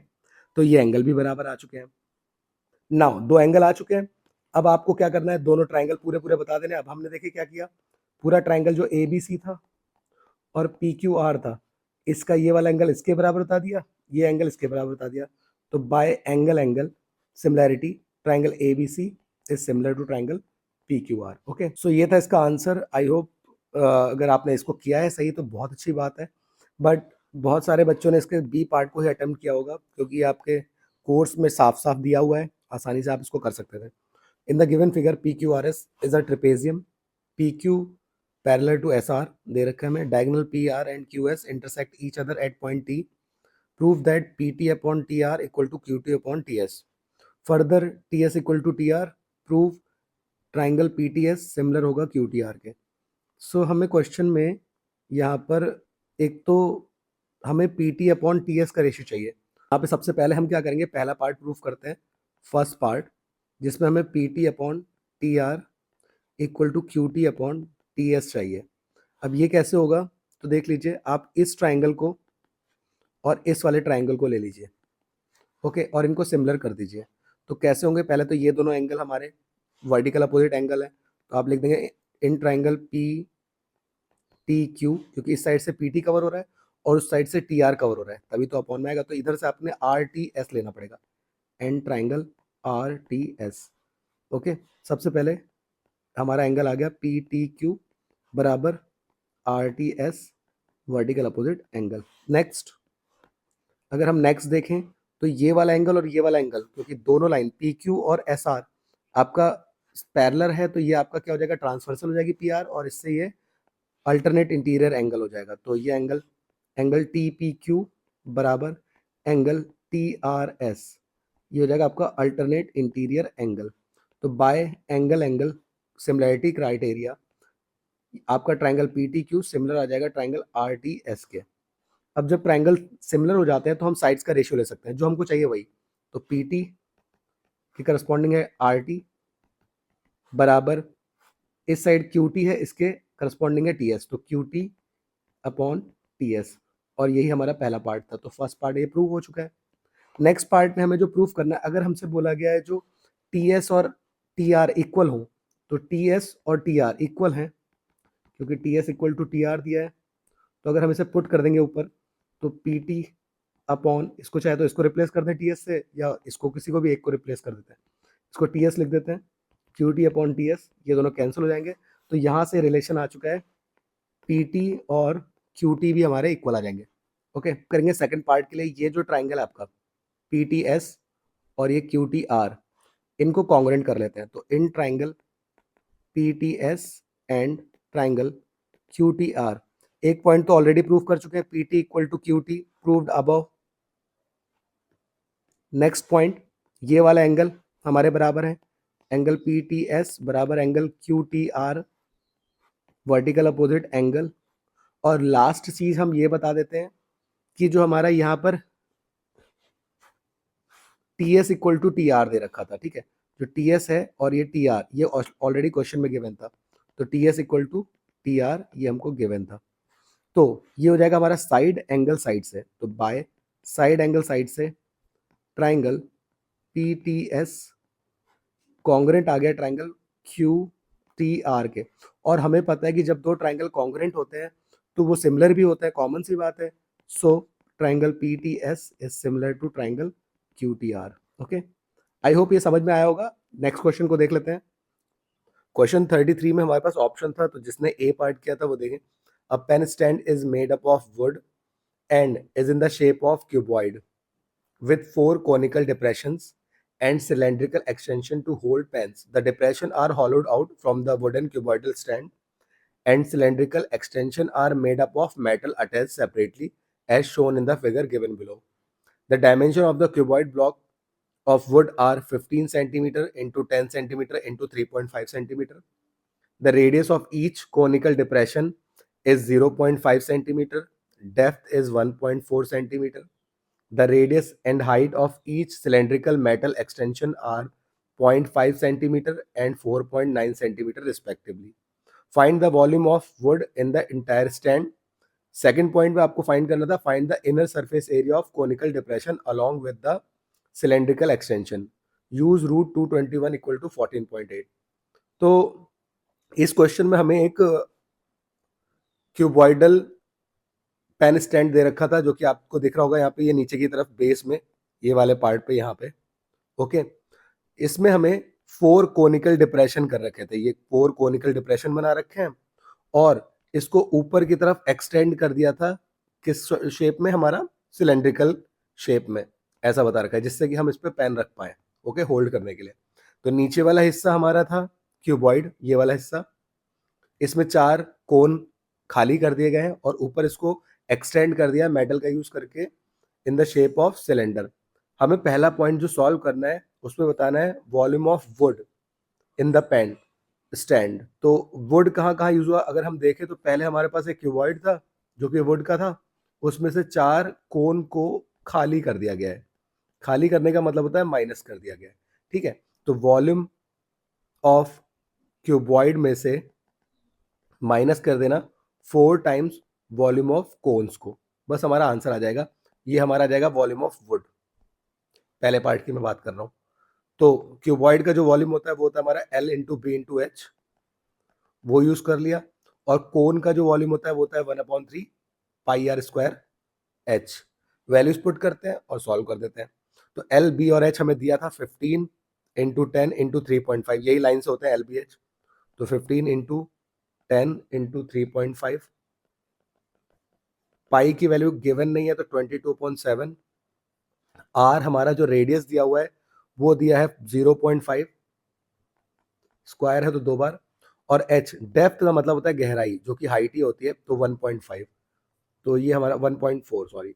तो इसको बस सॉल्व कर देते हैं। पॉइंट हटाया, 0 बढ़ाया, 0 से 0 कैंसिल, यहाँ भी पॉइंट हटाया, 0 बढ़ाया, डिवाइड में यहाँ भी और यहाँ भी कैंसिल कर देते हैं। तो 5 से ये 10 कटेगा 2 टाइम्स, 5 से अगेन 2 टाइम्स, और 7 से 14 कटेगा 2 टाइम्स। इस 2 से ये 2 कट जाएगा, देन आपका इस 2 से ये 4 कटेगा 2 टाइम्स, 2 से आप इसको 10 को कट कर दीजिए 5 टाइम्स। तो फाइनली हमारे पास बचा है 15 इंटू 35 माइनस, ऊपर न्यूमरेटर में 22 है और डिनोमिनेटर में 3 है और 5 है, और 3 और 5 जो मल्टीप्लाई होकर हमको दे देंगे 15। 15 इंटू 35, इन दोनों का मल्टीप्लाई जब हम करेंगे तो हमें मिल जाएगा 525। बस हमें इसको डिवाइड करके देख लेना है कि 22 को अगर हम 15 से डिवाइड करते हैं तो 15 1 ज़ा 15, बचेगा 7, 0 बढ़ाया, पॉइंट लगाया, 15 4 ज़ा 60, बचा 10, फिर 0 बढ़ाया, 15 6 ज़ा 90, तो लगभग 1.46 आ रहा है। 525 में से 1.46 को माइनस कर लेते हैं, हमारा आंसर आ जाएगा। तो 10 में से 6 गया, बचा 4, यहाँ बचे 9 क्योंकि बोरो लिया था, 9 में से 4 गया, 5 आया, यहाँ बचा 4, 4 में से 1 गया 3, तो 523.54। तो 523.5 भी जिसने लिखा है वो भी सही है, सेंटीमीटर क्यूब। तो ये हमारा आंसर था। ओके, इतना जो हमारा वॉल्यूम होगा ये वुड वाला वॉल्यूम आ जाएगा। नेक्स्ट पार्ट, सेकंड में हमें निकालना था inner surface area of conical depression along with the cylindrical extension. Okay, यहाँ पर ए जो लिखा है, ए का मतलब एक का ही निकालना है। तो कई बार बच्चे क्या करते हैं, 4 का निकाल लिया किसी ने अगर है, तो आपको एक का निकालना था। तो एक आपको ये सिलेंड्रिकल एक्सटेंशन लेना था और ये कॉनिकल डिप्रेशन लेना था। ओके, तो हमारे पास सारी वैल्यूज हैं। कोन में हमारे पास क्या क्या है, तो हाइट भी दी है, रेडियस भी दिया है, और सिलेंडर का भी हाइट हमको दे रखा है। सिलेंडर का हाइट है 4.9 सेंटीमीटर, रेडियस तो कॉमन ही है जो कि है 0.5, और इसकी हाइट दे रखी है हमें 1.4 सेंटीमीटर। इनर सरफेस एरिया जो हमें निकालना है, देखिए यहाँ पर हमें इनर सरफेस एरिया चाहिए, तो कौन से 2 सरफेस एरियाज हमको चाहिए होंगे, क्योंकि ये खाली है। तो आप एक तो लेंगे ये सिलेंडर का CSA, तो CSA ऑफ सिलेंडर, प्लस नीचे जो ये पार्ट है बेस वो है कोनिकल, क्योंकि इसकी एजेस यहाँ पे कवर हो रही है तो इसका भी CSA ही लेंगे, तो CSA ऑफ कोन। अब सिलेंडर का CSA होता है आपका 2 पाई R H, और कोन का होता है आपका पाई R L। ओके, यहाँ पे एल हमारा स्लैंट हाइट होता है। अब स्लैंट हाइट तो हमको निकालना पड़ेगा पहले। स्लैंट हाइट कैसे निकलती है? तो कोन जो होता है हमारा कुछ इस तरीके से होता है, यहाँ पे राइट एंगल ट्राइंगल बनता है, रेडियस 0.5 है, हाइट 1.4 है, आपको यहाँ से निकालना है स्लैंट हाइट एल। अब एल कैसे निकलेगा? तो यहाँ पे आपका पाइथागोरस लग जाएगा। एल एज अ आपका हाइपोटेनियस वर्क करता है, तो एल स्क्वायर इक्वल टू हो जाएगा perpendicular square plus base square. Okay, तो 1.4 का स्क्वायर होता है 1.96, क्योंकि 196 होता है 0.2 के पहले आ गया, और 0.5 का अगर 5 का स्क्वायर करता है 25 आता है, क्योंकि जीरो के बाद पॉइंट लगा है और स्क्वायर हो रहा है तो 0.25 हो जाएगा। इनको ऐड करेंगे तो ये हमको दे देगा आपका 2.21। ओके, अब ये 2.21 दिया है, स्क्वायर हटता है तो यहाँ पे रूट आता है, तो हम यहाँ पे स्क्वायर हटा के रूट बना देते हैं। अब पॉइंट हटाएंगे तो 2 जीरो बढ़ेंगे। ओके, और 221 हमें क्वेश्चन में दे रखा था, 14.8 आएगा, बाहर हो गए। ठीक है, और 100 जो होता है वो होता है हमारा 10 का, तो अब यहाँ 100 का अगर स्क्वायर रूट करेंगे तो यहाँ पे 10 आ जाएगा, 10 की वजह से पॉइंट एक कदम पीछे आ जाएगा, तो ये हो जाएगा 1.48 सेंटीमीटर। तो एल की वैल्यू आपकी ये आ जाएगी, बस उसको यहाँ पे पुट कर देना है। कॉमन ले लेते हैं, यहाँ पे आर दोनों का सेम था इसलिए हम इसको कॉमन कर लेते हैं, पाई आर को। ब्रैकेट के अंदर बचेगा 2 और एच प्लस इधर बचा एल। पाई हो गया 22.7, आर की बात करें तो 0.5, एच हाइट, यहाँ पर हाइट सिलेंडर की लेनी है, ध्यान रहे 4.9, और एल अभी हमने निकाला, ये हमारा निकला है 1.48, तो ये रहेगा 1.48। नाउ 22 को अगर हम 0.5 से मल्टीप्लाई करेंगे तो हाफ हो जाएगा, क्योंकि हमको पता है हाफ हो जाता है। इसको मल्टीप्लाई करेंगे तो 9.8 प्लस 1.48, तो 11/7। ऐड करते हैं तो यहाँ पे 0, तो 8 प्लस 0 हो गया 8, 8 प्लस 4 12, 9 1 10 और 1 11, तो 11.28 इंटू 11/7। नाउ 11.28 इंटू 11 को मल्टीप्लाई करते हैं, ये हो जाएगा 8211, 8211, तो 8 10, यहाँ पे 3 4, 124.28, ओ 08 सॉरी, 124.08 अपॉन 7। फाइनली अगर आपने यहाँ तक भी किया तब भी कोई प्रॉब्लम नहीं है, सेंटीमीटर स्क्वायर हो जाएगा, वरना आपने इसको आगे सॉल्व किया तो ज़्यादा बेटर है। तो 124.08, इसको हम डिवाइड करते हैं, 7 1 7, बचे 5, 7 7 49, यहाँ बचेगा आपका 5, फिर पॉइंट लगाए तो पॉइंट आ जाएगा, 7 7 49, बचे यहाँ पर 1, 7 2 14। ओके, तो 17.72 करके आपका आंसर आ जाएगा। तो 17.7 भी करा है तो ठीक है, 72 करके आपने कर दिया है, सेंटीमीटर स्क्वायर आपका फाइनल आंसर हो चुका है। सो आई होप आपको समझ में आया होगा ये कैसे करना था, और जिसका भी आंसर ये आए हैं बिल्कुल सही है। आपने इसको डिवाइड कर दिया तो और अच्छा है, नहीं किया है तब भी आपको मार्क्स मिलेंगे। नेक्स्ट इसका जो और वाला पार्ट है जिसने किया वो देख लें। तो और वाले पार्ट में हमें दिया था, a solid is in the shape of cylinder with solid hemisphere attached to one of its end shown in the figure। आपको यहाँ पे एक सॉलिड दे रखा है जिसमें ऊपर का हिस्सा ये आपका सिलेंड्रिकल फॉर्म में दे रखा है, और इसके बेस में आपको यहाँ पर हेमिस्फेयर दे रखा है। Okay, now let the height and diameter of cylinder B same. Height और डायमीटर जो सिलेंडर की है वो सेम है, जो कि यहाँ देख सकते हैं हम, इसकी हाइट कैपिटल एस दे रखी है और डायमीटर भी कैपिटल एस दे रखा है। प्रूफ करना है वॉल्यूम ऑफ सॉलिड, जो ये वॉल्यूम दिया है सॉलिड का, सॉलिड का वॉल्यूम जो है वो सेम होगा, सेम मतलब इक्वल होगा, सेम बोलता है तो इक्वल, एक जैसा होगा वॉल्यूम ऑफ कोन के। अब कोन यहाँ है नहीं, ठीक है, बट हमें अलग से एक शेप बोल दिया कि एक कोन के वॉल्यूम के बराबर होगा। कैसा कोन, उसके बारे में देख लेते हैं। Volume of cone of height h, जिसकी हाइट h है एंड डायमीटर 2h है, और डायमीटर इसका 2h है, तो ऐसा कुछ दे दिया हमें। तो वॉल्यूम ऑफ कोन के इक्वल होगा, तो हम क्या करते हैं, अलग अलग वॉल्यूम भी सॉल्व कर सकते हैं दोनों के, या तो एक एक करके, मतलब इनको यहीं पे सेम सॉल्व करके इक्वल प्रूफ कर देते हैं। तो मैं यहाँ पे इक्वल प्रूफ कर देता हूँ, बस हो जाएगा हमारा। तो सॉलिड किससे मिलके बना है, एक तो सिलेंडर से प्लस हेमीस्फेयर से, तो इन दोनों का वॉल्यूम ऐड कर लेते हैं।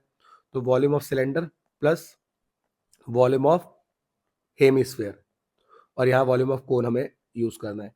अब सिलेंडर का वॉल्यूम होता है आपका पाई आर स्क्वायर एच, और हेमीस्फेयर का होता है 2/3 पाई आर क्यूब। आर को सेम रखा है क्योंकि ये कॉमन है, और कोन का होता है हमारा volume 1/3 pi are square H. यहाँ पे अलग अलग सिंबल यूज कर लिया है, ठीक है। नाउ रेडियस और डायमीटर में हम यहाँ रिलेशन मतलब देख लेते हैं। डायमीटर हमारा एच के बराबर था, इस साइड की अगर बात करूं मैं तो डायमीटर एच के बराबर था, तो रेडियस आपका हो जाएगा एच का हाफ, ठीक है। हमें पता है रेडियस डायमीटर का हाफ होता है, तो h/2 हो जाएगा, रिप्लेस करना पड़ेगा इसलिए। इस साइड अगर देखें तो यहाँ पर आपका डायमीटर 2h दिया था, ये कोन वाली साइड की मैं बात कर रहा हूँ।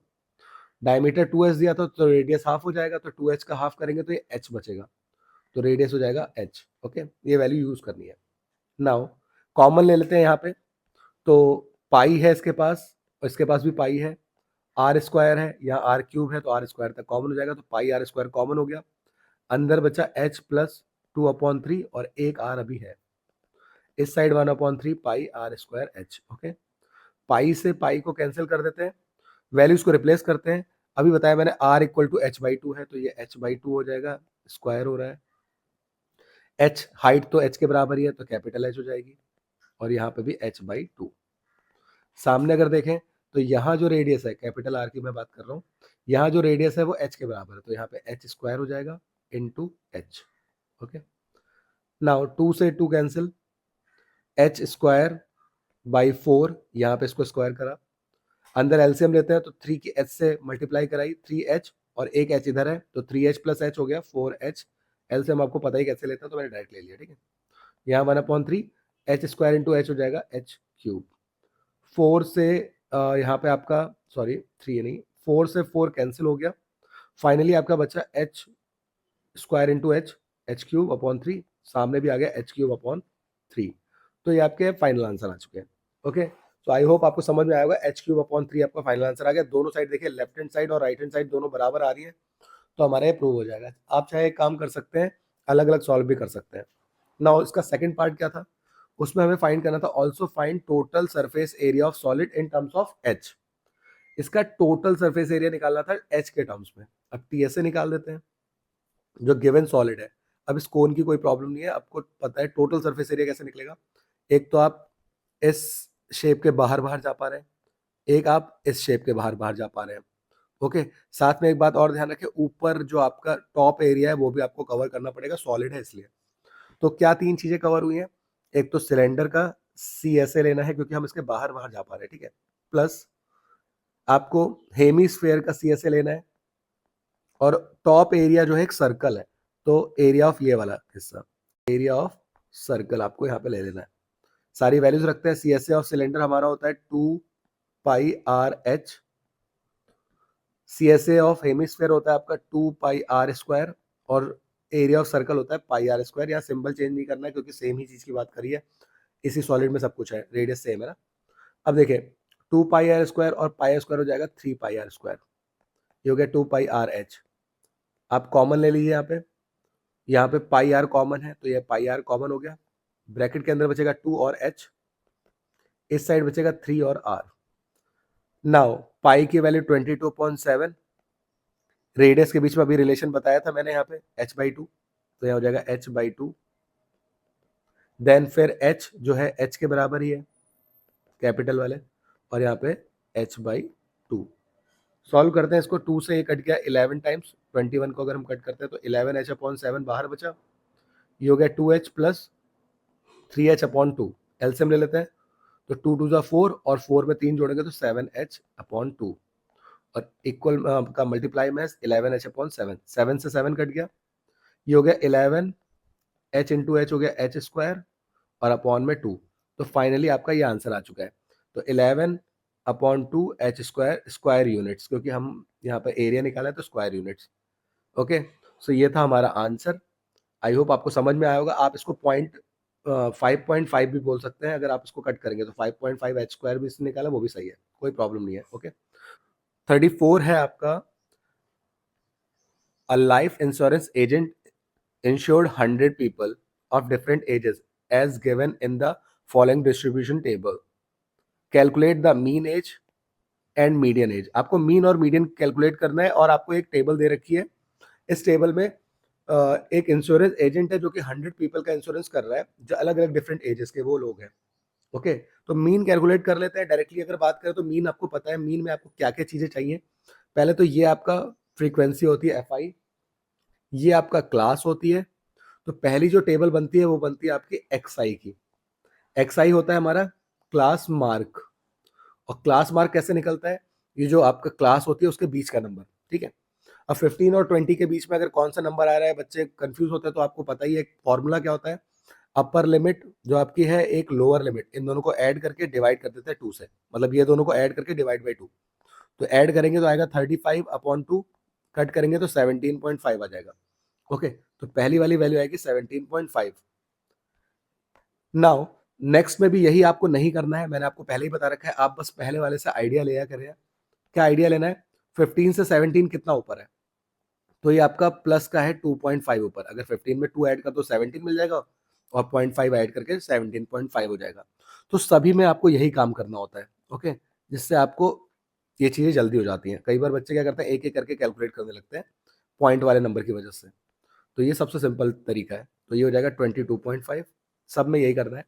देन 37.5, देन यहाँ पे आपका 27.5, 32.5, 37.5, 42.5, 47.5, 52.5 और 57.5, ये हमारा एक्सआई आ चुका है।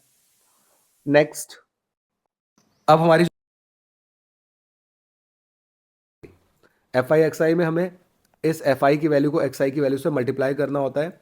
लेकिन क्योंकि अगर यहाँ देखें तो हो जाएगा, लेकिन आगे आपके नंबर बड़े हो गए और पॉइंट भी है, तो आप यहाँ पे इस मेथड को स्विच कर लीजिए। डायरेक्ट मेथड यूज़ ना करके कौन सी मेथड यूज़ करें, अज्यूम मीन मेथड यूज़ करें। अब अज्यूम मीन मेथड थोड़ा सा आंसर को आसान बना देगी और जल्दी हो जाएगा, ठीक है। तो अज्यूम मीन मेथड में हम क्या करते हैं, सबसे पहले इस एक्स आई की टेबल में कोई भी नंबर चुन लेते हैं। अब इनमें से कोई भी नंबर चुन लेंगे, उसको बोलेंगे अज्यूम मीन, जिसको ए से डिनोट करते हैं, ठीक है। तो हमारा काम क्या होता है, कोई भी चुन लें, लेकिन हम लोग क्या करते हैं, बीच की वैल्यू चुनते हैं। जैसे बीच की वैल्यू यहाँ पे 37.5 है, तो इसको ही ए बोल देना। ओके, बीच की वैल्यू चुनने का फायदा क्या होता है, क्योंकि एक सीक्वेंस मिल जाता है, ऊपर नेगेटिव वैल्यू, नीचे पॉजिटिव वैल्यू। ओके, ये सब बातें आपको पता होंगी। तो हम क्या करेंगे, जो नई टेबल बनाएंगे वो बनाएंगे डी आई की। इसको डी आई बोलते हैं। डी आई की टेबल का मतलब होता है आपका एक्स आई में से ए को माइनस करके वो डी आई मिलता है हमें। तो एक्स आई में से ए को माइनस करते हैं।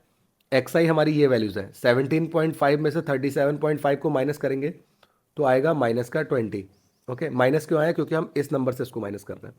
नेक्स्ट, सेकेंड वाले को करेंगे तो ये -15, अगला -10, देन -5, और फिर इसको खुद से करेंगे 0। अब नीचे अगर हम देखें तो 42 में से अगर माइनस करेंगे 30 इसको 37 को, तो आपका 5 का मिलेगा प्लस का, देन +10, +15 एंड +20। देखिए सीक्वेंस मिला ना, इसीलिए हम इसको ऐसे करते हैं। नाउ आपकी जो नेक्स्ट टेबल बनती है वो बनती है एफ आई डी आई। तो ध्यान रहे, अब टेबल जो बनेगी एफ आई से डी आई का मल्टीप्लाई करना है, और ये नंबर आसानी से मल्टीप्लाई हो जाएंगे। 22 ज़ा होता है 40, 15 4 ज़ा 60, ये हो गया 180, देन आपका ये 5 2 ज़ा 10, 105 माइनस का ये 0, 11 5 ज़ा 55, 3 को 10 से किया 30, और ये हो गया 15 6 ज़ा 90, और 22 ज़ा 40। ओके, फाइनली अब हम अपने एंड पे आ चुके हैं, जिसपे हमें निकालना था मीन। मीन का फॉर्मूला होता है अज्यूम के लिए a plus sigma f i d i upon sigma f i. Sigma का मतलब होता है सम, तो एफ आई डी आई की जितनी भी वैल्यू है इनका सम कर देते हैं। क्योंकि यहाँ माइनस वैल्यू भी है, प्लस वैल्यू भी है, तो इनको कैसे कैसे करेंगे, तो देखिए एलिमिनेट करना आपको आता होगा। -40 में से ये +40 हट जाएगा। इस 60 में से अगर 90 को माइनस करेंगे तो अभी इसके पास 30 बचा हुआ है प्लस का। नेक्स्ट में 55 में से अगर 105 को माइनस करेंगे तो यहाँ बचेगा माइनस का 50। ओके, अब -50 में से 30 को अगर हम सॉल्व करते हैं तो अभी इसके पास बचेगा माइनस का 20। -20 में से 30 को सॉल्व करते हैं, यहाँ बचेगा 10। तो फाइनली आपके पास दो नंबर बचे, -180 और प्लस का 10। और -180 में से 10 को सॉल्व करेंगे तो आपका 170 बचेगा, साइन लेकिन माइनस का आएगा। तो ये आपका आ चुका है सिग्मा एफ आई डी आई। और सिग्मा एफ आई क्वेश्चन में ही दिया था 100, क्योंकि यहाँ पे टोटल 100 पीपल बोले गए थे, यही एफ आई है। आप ऐड करके चेक भी कर सकते हैं, ठीक है। सारी वैल्यूज यहाँ रख देते हैं। तो ए की वैल्यू थी 37.5 जो हमने मानी थी, FIDI हमारा -170 आ चुका है और FI की वैल्यू 100। 0 से 0 कैंसिल, 10 से ये कटेगा 1.7 टाइम्स। ओके, तो 37.5 प्लस माइनस माइनस 1.7, तो 37.5 में से 1.7 को माइनस करते हैं, यहाँ से बोरो लेगा तो 15 में से 7 गया, ये बचा 8, यहाँ बचा 6, तो 6 में से 1 गया 5, 35.8 आपका आंसर आ जाएगा। तो मीन की वैल्यू आई 35.8। ओके, ये आपका मीन आ चुका है। नेक्स्ट वाला आपको निकाला था मीडियन। अब मीडियन कैसे सॉल्व करते हैं? तो मीडियन के लिए आपको चाहिए होती है आपकी CF टेबल। CF को बोलते हैं क्यूमुलेटिव फ्रीक्वेंसी। ओके, तो CF की टेबल आप बना लेंगे। कैसे बनती है? पहली वाली वैल्यू को पहले लिखते हैं, फिर इसके साथ ऐड करते रहते हैं। तो हो गया 6, नेक्स्ट में इसके साथ ऐड किया 24, इधर ऐड किया तो ये हो जाएगा 45, 78, नेक्स्ट में आपका आ जाएगा 89 यहाँ पे ऐड करने पे, नेक्स्ट में आपका 92, देन 98 और लास्ट में 100। और याद रहे आपका ये लास्ट वाला नंबर इसके टोटल के बराबर आता है, तभी आप सही कर रहे हैं। तो ये आपका हो गया सिंपल, ये डायरेक्ट क्वेश्चन के लिए है ना। ये CF आ गया। अब मीडियन क्लास कैसे निकाली जाती है? तो इसका टोटल को हम बोलते हैं n। ओके, जो सिग्मा FI था इसको n बोलते हैं। आपको निकालना होता है n/2। तो 100 का आधा किया, ये आपका आ जाएगा 50। CF में 50 से बड़ी वैल्यू या 50 के इक्वल वैल्यू कोई है तो उसको चुन लेते हैं। तो 50 के इक्वल तो नहीं है, 50 से बड़ी वैल्यू है 78। तो यही वाली जो लाइन है ये आपकी मीडियन क्लास हो जाएगी। ओके, ये आपकी कौन सी क्लास हो जाएगी? Median class. अब सारे सिंबल्स की अगर बात करें तो क्या क्या चीज़ को क्या बोलते हैं? तो ये होता है आपका F, ये ऊपर वाली वैल्यू प्रीसीडिंग वाली वैल्यू CF की टेबल में प्रीसीडिंग, इसको बोलते हैं CF। n/2 हम कैलकुलेट कर चुके हैं। ये होती है लोअर लिमिट। H होता है गैप, जो कि है 5, इनके बीच का गैप, देखिए क्लास के बीच का गैप। सारी वैल्यूज है हमारे पास, फॉर्मूला लगा के इसको सॉल्व कर देते हैं। फॉर्मूला हमारे पास होता है median equals to L plus n/2 minus CF upon F into H। तो लोअर लिमिट हमने देख ली 35, n/2 अभी कैलकुलेट किया 50, माइनस CF हमारे पास है 45, F की वैल्यू यहाँ पे देखिए 33 और गैप है 5 का। 35 प्लस यहाँ बचा 5/33 इंटू 5, तो 35 प्लस 5 5 ज़ा 25 अपॉन 33। एलसीएम ले लेते हैं, तो 35 और 33 ये हो गया आपका 15, 10, 10, ये 5 5 1 1, तो ये आ गया 1155 प्लस 25 अपॉन 33, तो ये हो गया 1180 अपॉन 33। यहाँ पे 1180 को जब हम 33 से डिवाइड करेंगे तो ये लगभग 3 टाइम्स आएगा। पहले तो 3 6 ज़ा 18 और सॉरी 3 3 ज़ा 9, 3 3 ज़ा 9, यहाँ बचा 9, इधर बचा 10, 10 में से 9 गया 1, अगेन 0 बढ़ाया और ये जाएगा 6 3 ज़ा 18 होता है, तो 5 टाइम्स करके देख लेते हैं। 5 3 ज़ा 15, ये आ गया 6, यहाँ बचा 5, यहाँ बचा 8, 2 5। ओके, 0 बढ़ाएंगे यहाँ भी, तो नेक्स्ट में पॉइंट लगाएंगे। ये लगभग 7 टाइम्स देंगे, 7 3 ज़ा 20, ये आ गया आपका 35.7। तो जो आपका मीडियन आया वो आया 35.7, तो मीडियन की वैल्यू भी आ चुकी है 35.7। ओके, सो आई होप आपके आंसर आ गए होंगे, समझ गए होंगे आप लोग। नेक्स्ट क्वेश्चन को करते हैं अब। Question number 35। In an Indian wedding ceremonies groom often wear garlands made with currency notes given by the relatives. One such garland note mala is made up of 200 and 500 notes. The total number of currency notes used in garland is 40 and total value of currency notes is 11,000. Now express the information algebraically as a system of linear equation in two variables. Hence find the number of notes of each type used to make the garland. तो जो नोटों की एक माला होती है उसको garland बोलते हैं। यहाँ पे जो ग्रूम है वो 200 के नोट्स की एक हमारे पास वहाँ पे नोट्स हैं और 500 के नोट्स हैं। ठीक है, तो हमें इनको मान लेते हैं x नंबर ऑफ 200 नोट और इसको मान लेते हैं y as a variable. Now हमें टोटल नंबर ऑफ नोट्स 40 दे रखे हैं, तो x प्लस वाई का जो सम है वो आपको 40 दे रखा है, पहली इक्वेशन हो गई। सेकंड, जो रुपए हैं वो कैसे बनते हैं, हमने कई बार डिस्कस किया है। रुपए बनते हैं जब हम इसकी डिनोमिनेशन और जो उसके वैल्यू है उसकी मल्टीप्लाई करते हैं। तो 200 की मल्टीप्लाई x से होगी प्लस 500 की मल्टीप्लाई y से होगी और इनका सम हो जाएगा 11,000। सेकंड इक्वेशन, अब ये वाली इक्वेशन कैंसिल हो सकती है 100 से, तो 100 टू ज़ा 100 फाइव ज़ा, और यहाँ पर अगर 100 से करेंगे तो यहाँ आ जाएगा 110। नाउ दो इक्वेशन है, दो अननोन है, आप एलिमिनेशन से इसको सॉल्व कर सकते हैं। इक्वेशन 1 को मल्टीप्लाई कर दीजिए 2 से। जब इक्वेशन 1 को 2 से मल्टीप्लाई करेंगे तो ये इक्वेशन हो जाएगी 2x plus 2y equal to 80, और ऑलरेडी हमारे पास एक इक्वेशन है 2x plus 5y equal to 110। Elimination लगा देते हैं, सेम साइन है तो सब्ट्रैक्ट करेंगे।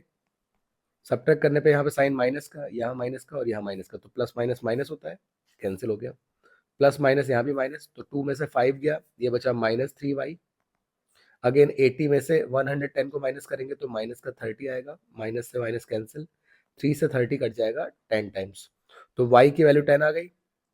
पुट करते हैं यहाँ पर पहली वाली इक्वेशन में, तो x प्लस 10 इक्वल टू 40, इधर आके माइनस हुआ तो ये 40 माइनस 10, ये 30 हो गया।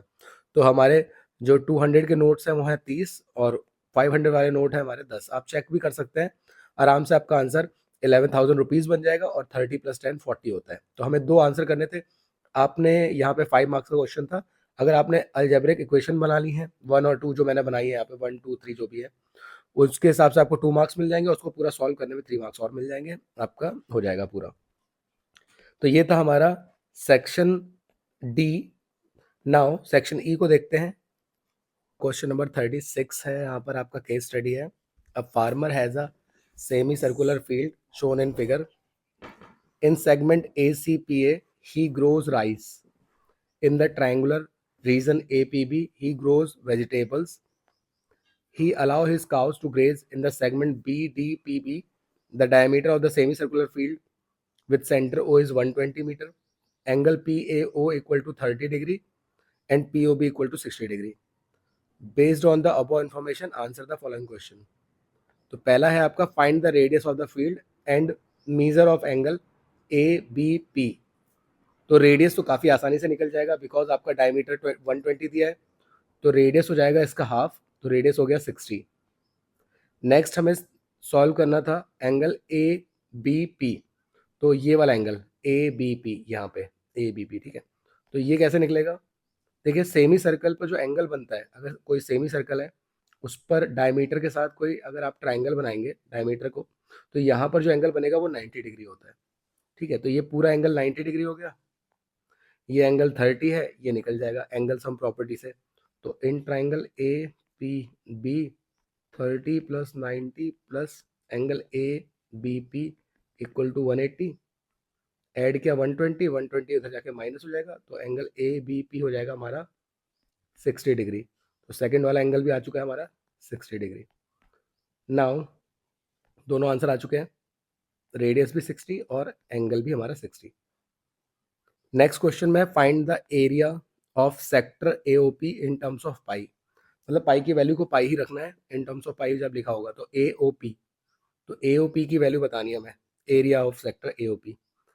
सबसे पहले हमें यहाँ पे इस सेक्टर का एंगल निकालना पड़ेगा। तो ये एंगल कैसे निकलेगा, AOP एंगल सम प्रॉपर्टी से, यहाँ पे लीनियर पेयर से। तो लीनियर पेयर से ये वाला एंगल आ जाएगा, 180 में से 60 को माइनस किया तो ये आ जाएगा 120 डिग्री। तो ये एंगल आ चुका है 120 डिग्री। रेडियस हमारे पास आई यहाँ पर 60, एरिया ऑफ सेक्टर लगा देते हैं, तो एरिया ऑफ सेक्टर हमारा होता है theta upon 360 pi are square. Theta की वैल्यू हमारी आ चुकी है 120 अपॉन 360, पाई को पाई रखना है और आर हमारे पास है 60। 0 से 0 कैंसिल, ये 3 टाइम्स कट जाएगा, 3 से इसको कट कर देंगे, ये हो जाएगा आपका 1200, और पाई को पाई ही रखना है, 1200 पाई सेंटीमीटर स्क्वायर। ओके, तो यहाँ पर आपका ये आंसर हो जाएगा, सॉरी मीटर स्क्वायर, क्योंकि मीटर में एरिया ये फील्ड है ना, तो ये मीटर स्क्वायर आ जाएगा आंसर। नेक्स्ट थर्ड है, इसमें ऑप्शन था, तो find the area of region in which cows are allowed to graze. Pi की वैल्यू 3.14 रखनी है, तो हमें ये वाला एरिया जो इसमें काउ को अलाउ कर रखा है ग्रेजिंग के लिए, वो एरिया निकालना है। तो काउ कौन से एरिया में यहाँ पे ग्रेज कर सकती थी, तो वो BDPB, ये वाला सेगमेंट जो है BDPB उसमें, और BDPB कौन सा सेगमेंट है, तो ये वाला सेगमेंट है, ये वाला। ओके, अब इस सेगमेंट को कैसे निकालेंगे, तो इस सेक्टर को चेक कर लेते हैं। मैं यहाँ पे इसको देख लेता हूँ। ये आपका सेक्टर है, एंगल आपका 60 डिग्री है, ये रेडियस 60 है, ये भी 60 है। और जब एंगल 60 होता है तो आपका ये आपका इक्विलेटरल ट्राइंगल बनाता है, ठीक है। ये वाला जो ट्राइंगल होगा ये इक्विलेटरल ट्राइंगल होगा, सारी साइड 60, ठीक है। तो बस क्या करना है, सेक्टर में से ट्राइंगल को माइनस कर देना है। तो area of sector minus area of triangle. Sector का एरिया थीटा अपॉन 360 हमारे पास जो होता है, और ट्राइंगल लगेगा वो लगेगा √3/4 साइड स्क्वायर, क्योंकि आपका इक्विलेटरल ट्राइंगल है। और ये आपका theta upon 360 pi are square. बस वैल्यूज को रख लेते हैं। थीटा हमारे पास 60 था बाई 360, पाई की वैल्यू 3.14 लेनी है, और रेडियस हमारे पास 60 है। √3 की वैल्यू यहाँ पे गिवन नहीं है, तो √3 को अभी यहाँ पे यही रखते हैं। और साइड हमारी है वो भी है 60 × 60। सॉल्व करते हैं, 2 0 बढ़ाए, 0 से 0 कैंसिल, 0 से 0 कैंसिल, इधर भी 0 से कैंसिल, ये 6 6 जा, और एक 6 से ये कट गया। ये हो जाएगा 6 4 जा 24, ये हो गया 8 1884 माइनस, यहाँ कट करते हैं, 4 1 जा 4 5 जा, और ये हो गया 900 इंटू √3, और √3 की वैल्यू होती है 1.73। ओके, 1.73 रख लेते हैं अप्रॉक्स वैल्यू। पॉइंट हटाया, 2 0 बढ़ा दिया, 2 0 से 2 0 कैंसिल, 1884 माइनस, इसको सॉल्व करते हैं, 9 3 जा 27, ये हो गया 9 7 जा 63 प्लस 2 65, 9 1 जा 9 प्लस 6 15। ओके, तो 1884 में से 1557 को माइनस कर लेते हैं, ये हो गया 7, यहाँ बचे 7 2, यहाँ पे आ गया 3। तो फाइनल हमारा आंसर आ गया 327। तो 327 metre square. Okay, I hope आप समझ गए होंगे। इसका नेक्स्ट आंसर करते हैं। लास्ट वाले में हमें बताना है, find the area of region in which vegetable are grown. अब वेजिटेबल कौन से रीजन में हमारे ग्रो हो रही थी, तो ये ट्राइंगुलर रीजन में जो हमारा है। अब यहाँ पर आपको ये जो ट्राइंगुलर रीजन है जिसमें वेजिटेबल ग्रो हो रही है, इसका एरिया बताना है। कैसे निकलेगा, अब यहाँ पे हमें चाहिए होगा ये वाली साइड। क्यों, क्योंकि राइट एंगल ट्राइंगल है, यहाँ पे 90 है, ये आपके पास 60 है, ये साइड पता चल जाए तो बेस इनटू हाइट लग जाएगा, ठीक है। तो हमारे पास सामने हाइपोटेन्यूज भी 120 पता है, पाइथागोरस लगा के ये साइड निकाल लेते हैं। तो 120 का square equal to 60 square plus X square, Pythagoras लगा दिया ना, बेस का स्क्वायर प्लस परपेंडिकुलर का square equal to hypotenuse square. ये हो गया 144 और 00, ये हो गया 6 6 36 00 प्लस एक्स स्क्वायर, इधर आके माइनस हो गया। तो 14400 में से 3600 को माइनस करेंगे, ये हो जाएगा आपका 8, यहाँ बचेगा 3, तो 10800, तो 10800 equal to X square. Square हटेगा तो रूट आएगा। अब 2 0 बाहर आके सिंगल 0 बचते हैं। 108 को देख लेते हैं कौन सा नंबर इसमें से बाहर आ जाता है। तो जब पेयर बनाएंगे, ये हो जाएगा आपका 54, फिर 2 से करेंगे, 2 2 जा 2 7 जा, 3 से करेंगे 3 9 जा 3 3 जा और 3 1 जा। तो 2 का पेयर बन गया, 3 का बन गया, तो 2 3 जा 6 बाहर आ गया, ठीक है। तो 6 तो बाहर आ गया, तो 60 और 3 नहीं बन पाया, 3 का पेयर, तो 60 √3 हमारा यहाँ पे ये हाइट आ जाएगी। तो 60 √3 इसकी हाइट आ गई। अब एरिया निकालना था, तो 1/2 बेस इंटू हाइट, तो 1/2 बेस अभी बताया 60 था, और हाइट अभी हमने निकाल लिया, ठीक है। हाइपोटेनस नहीं है, हाइट है, तो 60 √3। 2 से इसको कट कर दिया, 2 3 जा, ये हो जाएगा 6 3 जा 1800 √3।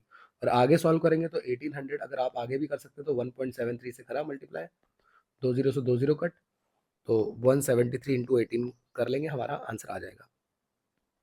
ये हो जाएगा 371, तो 4 3114 मीटर स्क्वायर आपका फाइनल आंसर आ जाएगा। ओके, सेकंड केस स्टडी को सॉल्व करते हैं। यहाँ पे क्वेश्चन नंबर 37 है। A city-based NGO is organizing a competition to break dahi handi by forming a human pyramid on the occasion of Janmashtami. One troop with 400 members decided to participate in the competition. They plan to build 11 level pyramid with level 1 being at the bottom, level 11 being at the top. तो पहला वाला जो level है वो bottom पे होगा, और 11 वाला लेवल जो होगा वो टॉप पे होगा। लेवल 1 हैज 41 मेंबर, 2 हैज 37 और 3 हैज 33। तो क्वेश्चन को देख के ये पता चल रहा है कि हमारे पास एक मतलब एक एनजीओ है, वो दही हांडी कंपटीशन कर रहा है। इसमें टोटल 400 मेंबर पार्टिसिपेट कर रहे हैं, ओके। जिनमें से जब इनका पिरामिड बन रहा है, ह्यूमन पिरामिड, तो बॉटम पर 41 है, उसके बाद 37 है, देन 33 है। इस तरीके से आपका एक नंबर फॉर्म हो रहा है जो कि एक एपी को फॉर्म कर रहा है, देख के पता चल रहा है, ठीक है। सबके बीच में 4 का गैप है इसलिए। और यहाँ नंबर ऑफ लेवल्स जो है वो है 11। तो हमने एक एपी बना दी जनरल तरीके से। अब based on the information answer the following question. What is the number of members eight 11th level. 11th level पे कितने होंगे? जैसे पहले लेवल पे है 41, ओके, जिसको A1 बोलते हैं या ए बोलते हैं। डी हमारा पता ही है, 37 में से 41 को माइनस करेंगे तो -4। और 11th लेवल पे मतलब A11 कितना होगा? 11th लेवल पे कितने मेंबर होंगे? तो A11 निकाल देना है। A plus 10 D. ए की वैल्यू हमारे पास 41, डी की वैल्यू -4। ये हो जाएगा आपका 41 -40। तो सबसे ऊपर एक ही बंदा होगा, ठीक है। तो सबसे ऊपर एक आ जाएगा, तो आपका जो बनेगा एपी कुछ ऐसे 37। लास्ट टर्म भी आ चुका है 1, ओके। पहले का आंसर हो चुका है 1। सेकंड वाले में बोला है find the number of members at the third level of from the top. अब ये क्वेश्चन आपने इस टाइप के क्वेश्चन किए होंगे फ्रॉम एंड वाले। ये टॉप पे ये वाला नंबर है, तो इससे थर्ड लेवल मतलब इससे नीचे की तरफ थर्ड लेवल पे कौन सा होगा? तो जैसे पहले नंबर पे ये है अकॉर्डिंग टू क्वेश्चन, दूसरे पे कोई नंबर होगा और तीसरे पे कोई होगा, तो टॉप से बताना है। तो इसके लिए मैंने बताया था एपी को उल्टा लिख दें। उल्टा मतलब 1 से स्टार्ट कर दें। आप गैप हमको पता है, इधर साइड तो माइनस हो रहा है, लेकिन जब उल्टा आएंगे तो ये प्लस हो जाएगा। तो 1 में +4 करेंगे तो 5, 5 में +4 करेंगे तो 9, ओके। तो थर्ड लेवल पे 9 हो जाएंगे। बाकी आप इसको एपी के अकॉर्डिंग भी निकाल सकते हैं, A3।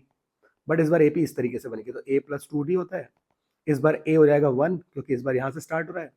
और डी भी पॉजिटिव हो जाएगा, क्योंकि ऊपर नेगेटिव था जब घट रही थी, यहाँ बढ़ रहा है, ऊपर से आएंगे तो नीचे की तरफ घटे बढ़ेगा ना। तो ये हो जाएगा 2 4 8 + 1 9, ओके। सेकंड भी आंसर हो चुका है। आई होप सिंपल सा था, सबका सही होगा। Find the total number of members who form the human pyramid. अब इस पिरामिड को जो फॉर्म किया है उसमें कितने टोटल नंबर ऑफ मेंबर्स होंगे, ओके। 400 से कंफ्यूज मत होइएगा, वो तो पार्टिसिपेट किया है इतने लोगों ने। ये पिरामिड कितने लोगों ने फॉर्म किया वो बताना है। तो आपको SN बताना है, ओके। ए भी हमारे पास ऑलरेडी स्टार्टिंग में दे रखी थी। ए की वैल्यू 41, डी की वैल्यू -4 और एन हमारे पास 11 था। तो SN का फॉर्मूला लगा देते हैं, n/2। एक फॉर्मूला था A + AN वाला, ठीक है, वो भी लगा सकते हैं, क्योंकि पहला टर्म भी पता है और लास्ट टर्म भी पता है ना। पहला टर्म ये था और लास्ट 1 था, तो ये वाला लगा देते हैं, वो जल्दी निकाल देगा। तो 11/2, ए की वैल्यू 41, डी की यहाँ पे जरूरत ही नहीं पड़ेगी, बस मैंने कैलकुलेट करके बता देता, और ऊपर है 1। तो 11/2 ये हो जाएगा 42, कट करेंगे 21। अब 21 और 11 का मल्टीप्लाई आ जाएगा आपका 231। तो 231 मेंबर इस ह्यूमन मतलब पिरामिड को बनाएंगे, ठीक है। ये चीज़ आपका आंसर हो जाएगा। आप वैसे भी कैलकुलेट कर सकते हैं, SN का जो दूसरा वाला फॉर्मूला है उससे भी यही चीज़ आएगी, ठीक है। कोई ऐसा प्रॉब्लम नहीं है, सेम ही चीज़ होती है, बस वहाँ पे आपको डी की वैल्यू रख के और इसको निकाल के करना था। लास्ट वाले पार्ट को देखते हैं। अब यहाँ पे लास्ट वाले पार्ट में क्या रखा है, eight which level is the number of members. किस लेवल पे, मतलब एन की बात कर रहा है, किस लेवल पर नंबर जो होंगे, number of members 5 times the number of members eight 10th level. मतलब कौन से लेवल पर पूछ रहा है जो पर्सन होंगे 5 टाइम्स होंगे। 5 टाइम्स मतलब 5 multiply by number of 10th level, A10, okay.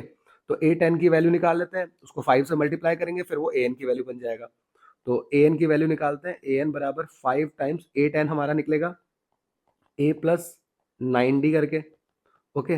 A की वैल्यू 41, D की वैल्यू -4 है हमारे पास, तो ये हो जाएगा हमारा 9 4 36, और यहाँ पे आ जाएगा 5।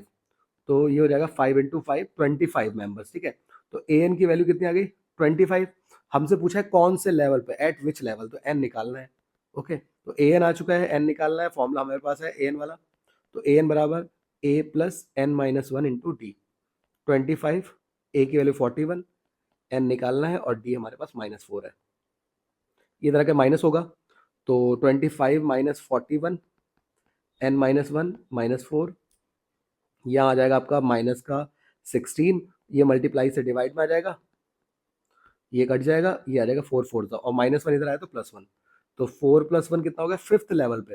तो 5th लेवल पे जो बंदे होंगे वो आपका 5 टाइम्स होंगे 10th लेवल के। आप चाहे तो कैलकुलेट करके भी देख सकते हैं, अगर आपको आंसर में ऐसा लगे कि हाँ ये गलत हो सकता है, तो आप चेक कर सकते हैं। A5 निकालिए, देखिए A5 अगर मैं निकालता हूँ तो A + 4D होगा, A 41 था, D हमारा -4 था, तो 41 माइनस 16 ये कितना होता है 25।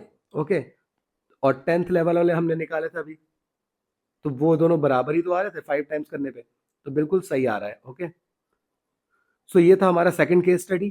थर्ड केस स्टडी को करते हैं।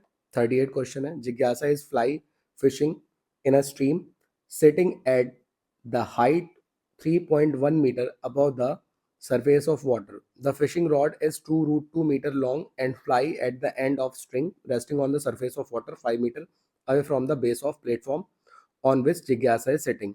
The fishing rod makes an angle 45 degree with the horizontal and string which is fully taut make an angle 60 degree with the horizontal shown in given figure. Based on the above information, answer the following question. Root 3 की value 1.7 लेनी है।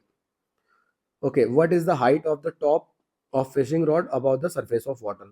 तो यहाँ पर आपको दिख रहा होगा, मैं डायरेक्टली अगर बात करूँ तो जिज्ञासा है कोई, वो क्या कर रही है, ये यहाँ पर फिशिंग रॉड को लेके बैठी हुई है, और जो जिस जगह पे ये बैठी है उसकी हाइट है 3.1 मीटर। ओके, अब यहाँ से ये रॉड की लंबाई भी दे रखी है आपको 2√2 मीटर। यहाँ पर आपका इधर से आपका स्ट्रिंग है आगे, और फ्लाई बिल्कुल सरफेस ऑफ वाटर आपको दिख रहा होगा, पानी के ऊपर ऐसा है, और जो बेस है उससे ये कितनी दूरी पर है, 5 मीटर की दूरी पर। जो एंगल दे रखे हैं 45 और 60 दे रखे हैं।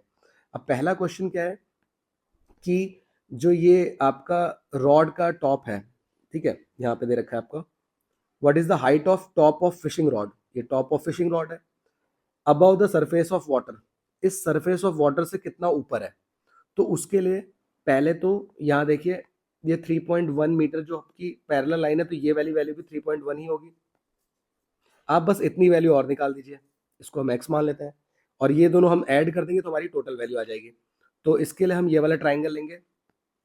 इस वाले ट्राइंगल में आपको सामने वाली वैल्यू को बोलते हैं परपेंडिकुलर, और इधर वाली वैल्यू को बोलते हैं हाइपोटेनस, क्योंकि 90 के सामने हाइपोटेनस होता है। तो ये आपका किसका रेशियो होता है, ये होता है साइन का रेशियो। एंगल हमें दे रखा है 45, तो साइन 45 बराबर x/2√2, ये होता है 1/√2, ये हो जाएगा x/2√2। √2 से √2 कैंसिल, डिवाइड का 2 ऊपर जाएगा तो 2 1 जा 2 आ जाएगा, तो x की वैल्यू 2 आ जाएगी। तो x की वैल्यू 2 आ जाएगी, इसको मैं रब करता हूँ, तो ये वैल्यू आ जाएगी आपकी 2 मीटर। अब आपको टोटल बतानी थी, तो ये टोटल वैल्यू आ जाएगी 2 + 3.1, जो कि हो जाएगा 5.1 मीटर। पहला आंसर हो गया, ठीक है। नेक्स्ट है how far is the fly from the point on the surface of water directly below the point of the fishing rod. इसकी लैंग्वेज में कई बार बच्चे कंफ्यूज हो जाते हैं थोड़ा बहुत कभी कभी। इसने बोला है कि जो ये पॉइंट है ऊपर वाला, इसके बिल्कुल बिलो अगर जाए हम ये वाले पॉइंट से, इससे इस फ्लाई की डिस्टेंस पूछे, ये वाली डिस्टेंस, ठीक है, ये वाली डिस्टेंस आपसे पूछ रहा है। अब ये कैसे निकलेगी, तो आपके लिए ये वाला ट्राइंगल लेना पड़ेगा। इधर जो है इस वाले ट्राइंगल की अगर बात करें, ये वाले ट्राइंगल की मैं बात कर रहा हूँ, इसमें जो जो वैल्यू है उसको देख लेते हैं। तो देखिए, ये पूरी वैल्यू हमारी आ चुकी है 5.1 मीटर। अभी हमने क्या, ये वाला बेस हमको निकालना है इतना सा, ठीक है, इसको y मान लेता हूँ। सामने एंगल है 60, सामने होता है परपेंडिकुलर, नीचे होता है बेस, तो ये 10 का रेशियो होता है, तो 10 60 equal to perpendicular upon base. 10 60 होता है आपका √3, 5.1 अपॉन y, ये ऊपर जाएगा तो ये डिवाइड में आ जाएगा 5.1 अपॉन √3। अब √3 की वैल्यू होती है हमारी 1.7, जैसा क्वेश्चन में दिया है। पॉइंट से पॉइंट कटा, ये 3 टाइम्स कट गया, तो ये वैल्यू आई है आपकी 3। ओके, नाउ हमें निकालना क्या था, हमें यही डिस्टेंस निकालनी थी, तो ये आपकी आ जाएगी 3 मीटर। तो how far is the fly from the point on the surface of water directly below the top of fishing rod. तो टॉप ऑफ फिशिंग रॉड ये है, इस पॉइंट से कितना दूरी पर, ये वाला बताना था, तो ये आपका 3 आ गया डायरेक्टली, ठीक है। तो ये वैल्यू कितनी आ गई, 3 मीटर आ चुकी है। Next, find the length of string when it is fully taught. तो ये वाली जो ये है स्ट्रिंग, अगर ये पूरी टॉट है, आपका क्वेश्चन बता रखा था, तो ये कितनी लेंथ होगी। तो फिर से अगेन आप किसी वैल्यू को ले लीजिए, ये 5.1 था, ये 5.1 था आपका, ये 3 आ चुका था, और ये वाली वैल्यू बतानी है, इसको z मान लेता हूँ, सामने 60 है, तो परपेंडिकुलर अपॉन हाइपोटेनस भी ले सकते हैं और बेस अपॉन हाइपोटेनस भी ले सकते हैं, क्योंकि दोनों वैल्यूज हमें गिवन है। तो अगर बेस के अकॉर्डिंग चलेंगे तो कॉस लेना पड़ेगा, कॉस 60, तो cos 60 equal to base upon hypotenuse. अब कॉस 60 की वैल्यू कितनी होती है, तो कॉस 60 की वैल्यू होती है 1/2, तो जगह 3/z, क्रॉस मल्टीप्लाई करेंगे तो z की वैल्यू हो जाएगी 6 मीटर। तो ये वाली वैल्यू आ चुकी है आपकी 6 metre. Okay, so I hope समझ में आया होगा।